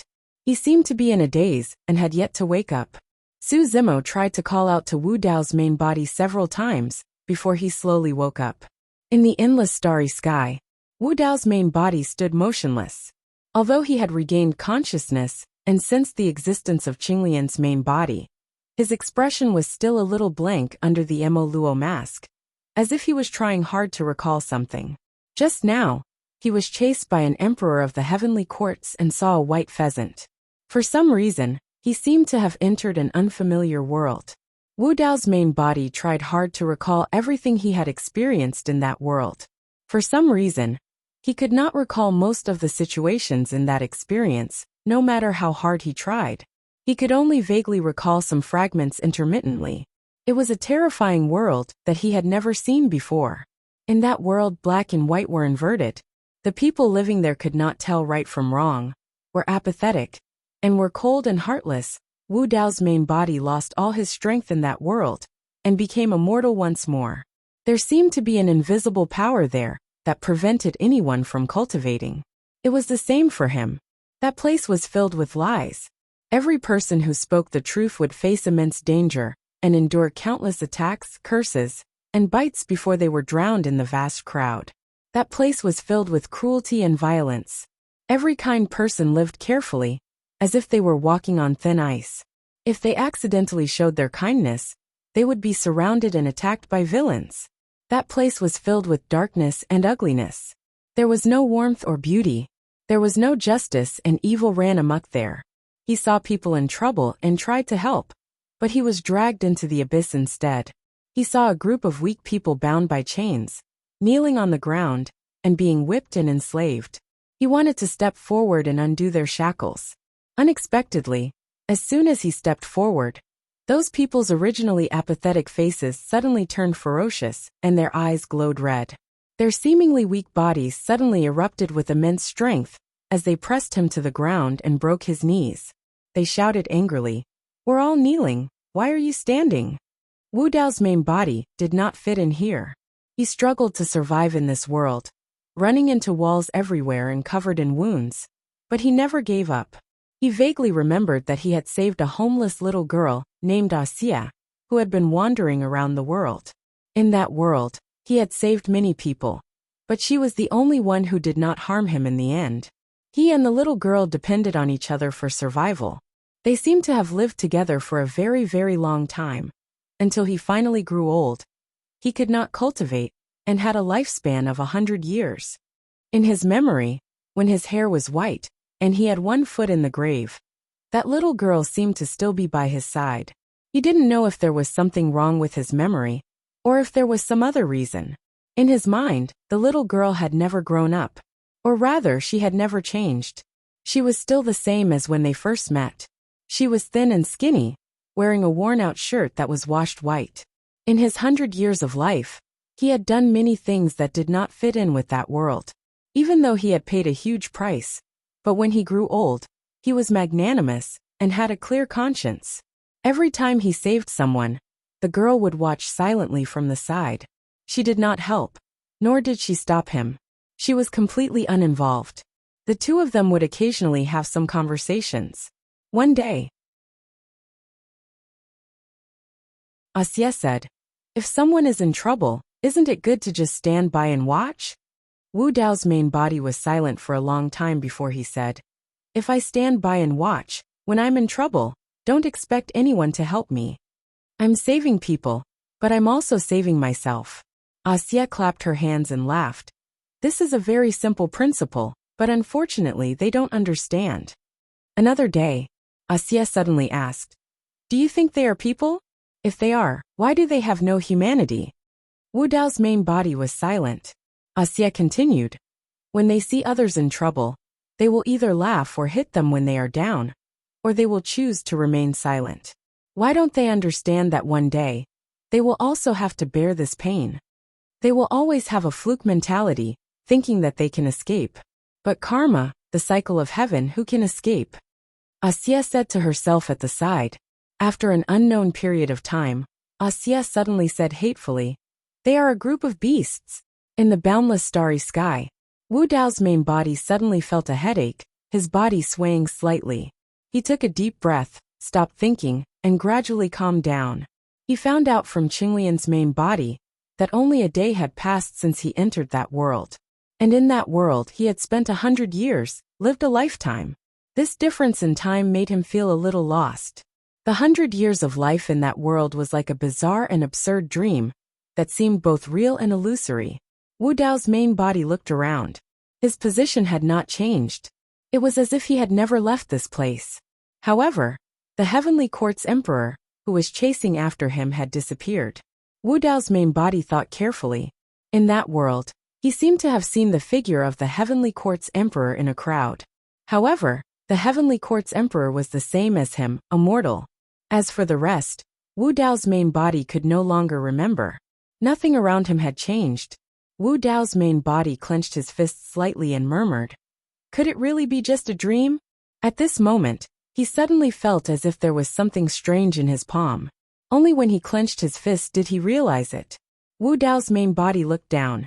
Unknowingly, a white jade pendant had appeared in his palm. This seemed to be Wuxia's. Looking at this jade pendant, he vaguely remembered some things about Wuxia. To be precise, this jade pendant was the last gift Wuxia's father had left her. Wuxia's father had passed away early, and she did not have any clear memories of him. The only memory she had was this jade pendant that her father had left her. Wuxia valued this jade pendant very much, and always wore it close to her body. When the two of them first met, Wuxia was severely injured, and did not seem to have much time left. She asked Wu Dao's main body to bring her to see her mother. Wuxia had originally planned to give the jade pendant to her mother, and tell her that her daughter was seriously injured, and might not make it. If she died, she could sell the jade pendant, and get some money to help her bury her daughter. There would still be a lot left. Unexpectedly, just as Wuxia opened her mouth and said that her daughter was sick, her mother's face was full of disdain, and she kept waving her hand to interrupt her. "I don't have money. I don't have money to treat your injuries. Sickly person, leave quickly, don't die here." How can there be such a heartless mother in this world? Wu Dao's main body was furious. Looking at the sickly Wuxia in his arms, he felt a wave of heartache. He carried Wuxia and turned to leave, saying loudly to Wuxia, "Don't worry, no matter if you die or live in the future, I will accompany you." End of chapter.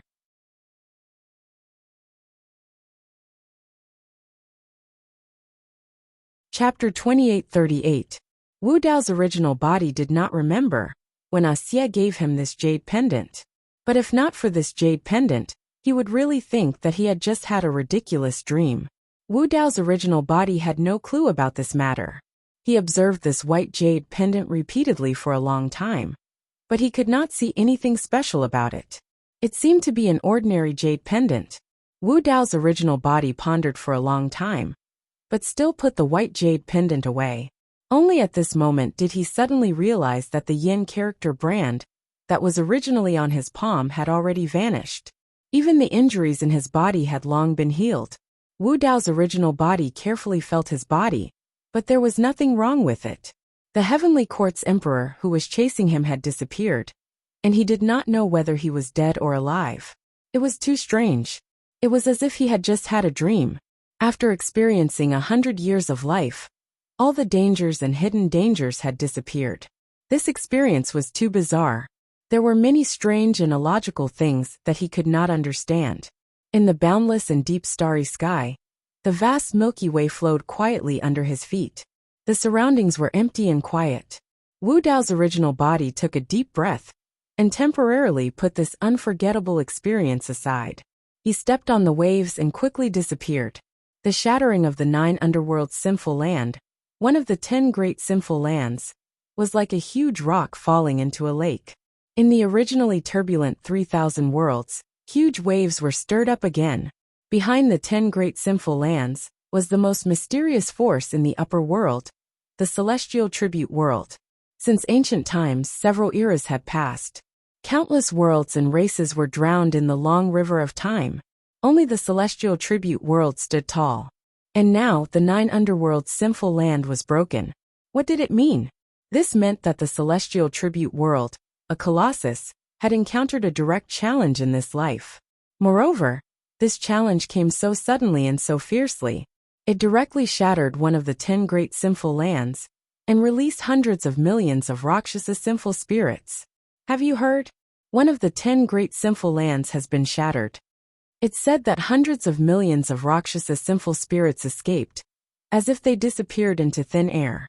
Don't worry. The celestial tribute world has already issued a bounty for the evil spirits. Although the 3,000 worlds are large, there is definitely nowhere to hide with such a large number of Rakshasa sinful spirits. That's right. Which realm in the 3,000 realms would dare to take in a Rakshasa sinful spirit? This is equivalent to openly making an enemy of the celestial tribute world. That might not be the case. Wouldn't the one who broke the 9 serenities, Sind Land, be the enemy of the celestial tribute world? Speaking of which, exactly who made a move and shattered the 9th hell sinful grounds? I heard that the celestial tribute world lost quite a few people. I'm not sure.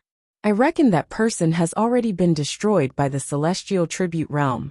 How could he have escaped after causing such a huge commotion?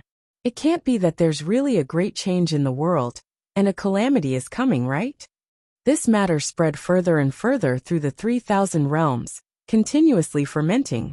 It caused a great commotion, and at the same time, all sorts of rumors spread. Some people said that it was a hidden and mysterious force that was challenging the celestial tribute world.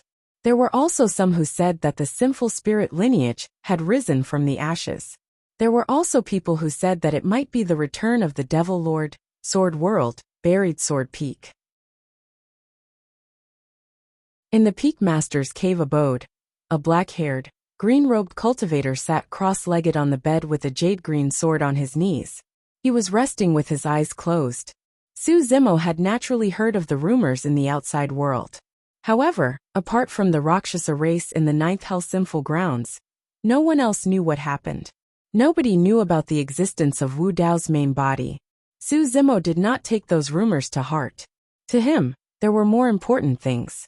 After he entered the Kongming stage, the celestial tribute world's 1,000-year limit had passed, and he could enter the celestial tribute world again. However, once he entered the celestial tribute world, he might face a huge crisis. This crisis did not only come from the revenge of the Heavenly Eye race. Su Zimo did not move the entire time, because he was waiting for a suitable opportunity. And now the time was ripe. Su Zimo extended 2 fingers and landed on the Qingping sword. He stroked it gently and stopped at the tip before flicking it. Buzz! The body of the sword trembled slightly, emitting a clear and melodious sword hum, causing ripples to appear in the surroundings like ripples on water. As though it could sense its master's heart, The Qingping sword emitted a murderous battle intent. At the same time, Su Zimo opened his eyes suddenly, and his gaze was like lightning. Su Zimo put away the Qingping sword and stood up, prepared to enter the celestial tribute world again. Right then, as though she heard an unusual sword hum from the cave abode, Kitsune knocked gently on the door and entered after receiving Su Zimo's permission. It had been 1,000 years since he returned from the celestial tribute world. That was because during this period of time, Su Zimo comprehended 3 supreme divine powers and a forbidden secret skill. The power of the divine powers cleansed his body, bloodline and essence spirit. Coupled with the massive amount of cultivation resources, he was able to break through and enter the Kongming stage. As for Kitsune's cultivation realm, there were no changes and she was still at lesser mastery of the true martial realm. Su Zimo was not worried about Kitsune's cultivation. She still had 2 supreme divine powers of the Sword Dao that she had yet to comprehend. Once she comprehended them, she would be greatly improved. Master, did something happen? Kitsune asked. Nothing, Su Zimo said casually. I'm preparing to enter the celestial tribute world again. Ah, Kitsune was stunned. Soon, Kitsune reacted and said, there's indeed a new situation at the celestial tribute world. It's said that because the 9 Serenities' Sin land was broken, the people of the celestial tribute world were enraged. In order to punish the remaining sin spirits of the 9 Serenities' Sin land, they threw all the sin spirits of the 9 Serenities' Sin land into the evil demon battlefield. Su Zimo frowned. Kitsune continued. Furthermore, the Celestial Tribute World announced that the restriction of entering the Celestial Tribute World every 1,000 years has been lifted. Now, all the beings of the various worlds and races can enter the Celestial Tribute World at any time.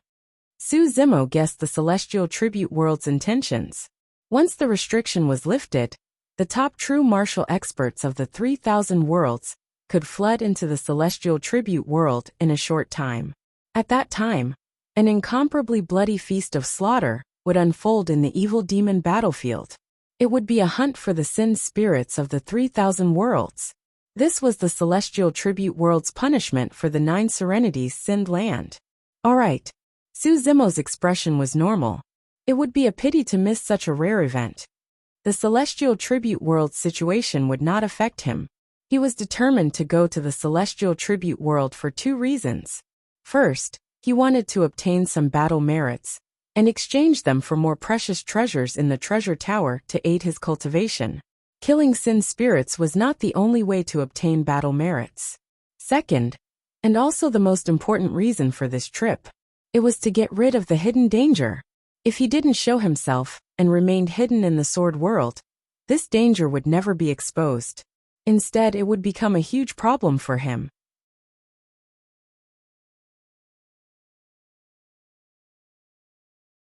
Chapter 2839. Seeing that Su Zimo was determined to leave, Kitsune hesitated and hesitated. Is there anything else? Su Zimo asked. Kitsune said, Master, if you want to head to the Celestial Tribute World, I'm afraid the other peak masters won't agree. I heard that senior sister Lin also wanted to head over after hearing that the restrictions were lifted in the Celestial Tribute World. However, she was stopped by the peak master of Ultimate Sword Peak. Under Su Zimo's guidance, Lin Xuanjin comprehended the immortal slaying sword, and her strength increased greatly. In the sword world, it was not good to release supreme abilities when sparring with fellow sect members, as they would be restrained. Now that she had encountered such a rare opportunity, she naturally did not want to miss it, and wanted to enter the fiend battlefield to test her sword and fight. Su Zimo did not mind and smiled. I'm the peak master of Burial Sword Peak after all. I'm on the same level as the other peak masters. Taoist Yulong can stop Lin Xuanjin, but she can't stop me. Even so, the news of him preparing to head to the Celestial Tribute World caused a huge commotion in the sword world as soon as it spread. The 8 peak masters of the sword world came together. All of them had solemn expressions, as though they were facing a great enemy. They blocked Su Zimo in his cave abode, as though they were afraid that Su Zimo would slip away. Brother Su, this is not a joke. Now that the restrictions are lifted in the celestial tribute world, the top true spirits of the 3,000 worlds will definitely gather in the celestial tribute world in a short period of time. If you head to the celestial tribute world now, the heavenly eye race will definitely seek revenge on you, and Xiaoyin might appear as well. It's not just the heavenly eye race. The stone race is on bad terms with our sword world. It was lucky that we did not meet them previously. Now that there are no restrictions, the monsters of the stone race will also appear in the celestial tribute world. A fierce battle is inevitable then. The 8 peak masters spoke one after another, earnestly and sincerely. Everyone, don't be nervous.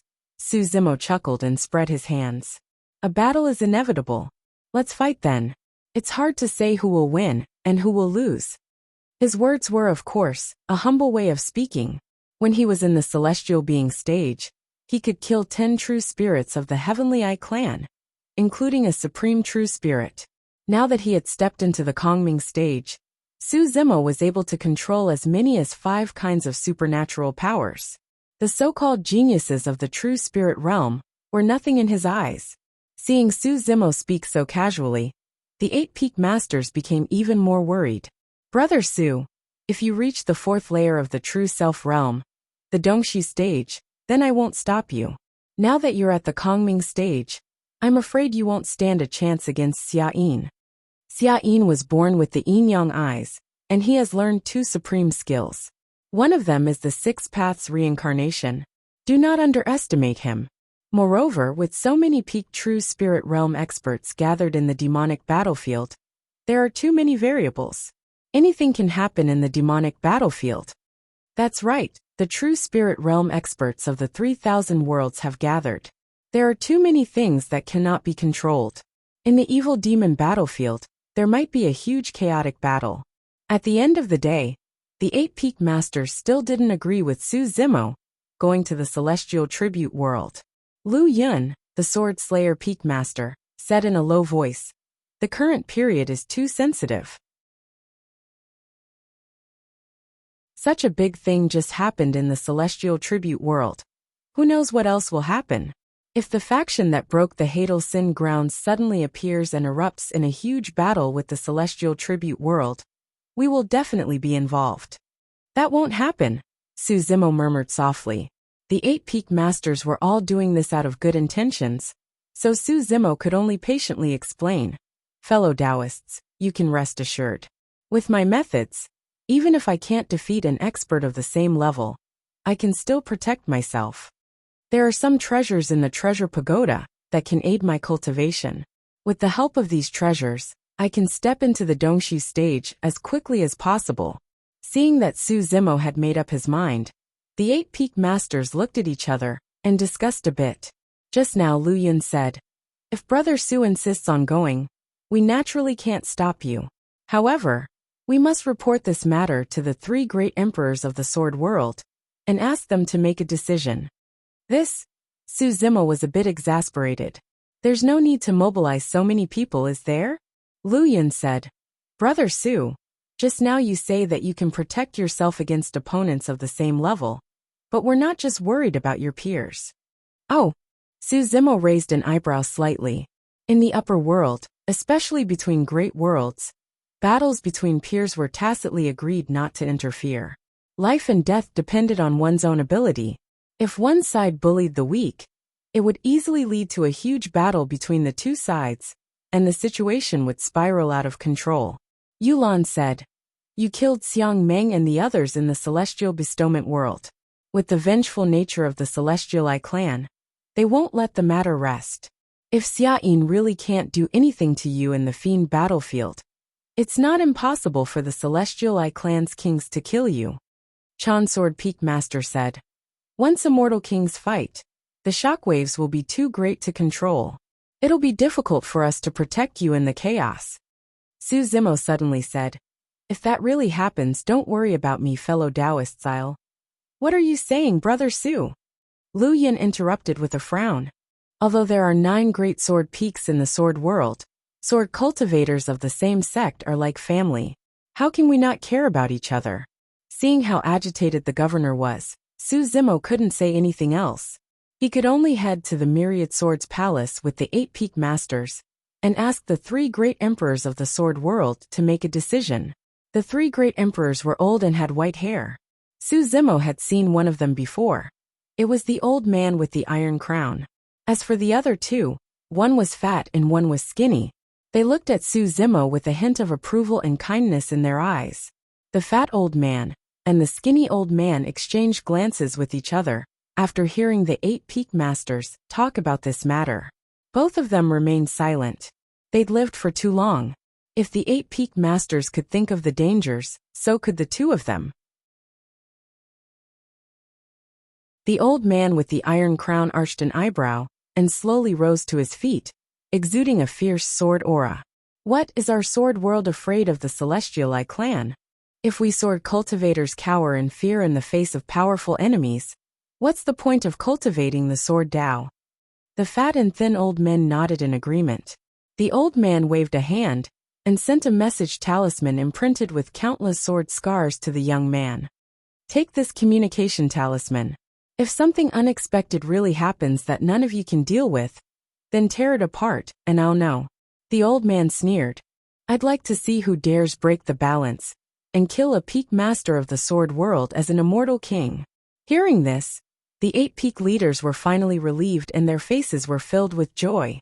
With the old man's words, they could escort Su Zimo to the celestial tribute world without worry. No matter what happened in the celestial tribute world, they could deal with it. However, on the other side, Su Zimo fell silent with resignation. If he really did provoke the great emperors of the sword world, the hidden danger wouldn't be exposed. Instead, it would continue to hide and wait for another opportunity. If that was the case, all his plans would go down the drain. You're tuning in to the Li Mei's Wuxia Whispers YouTube channel. We're so grateful for your support, and don't forget to subscribe to join us on this incredible journey through captivating stories. Your generosity through donations truly makes a world of difference, as it's the primary source of revenue that allows me to expand and enhance this channel for you. Thank you from the bottom of my heart for being a part of this adventure.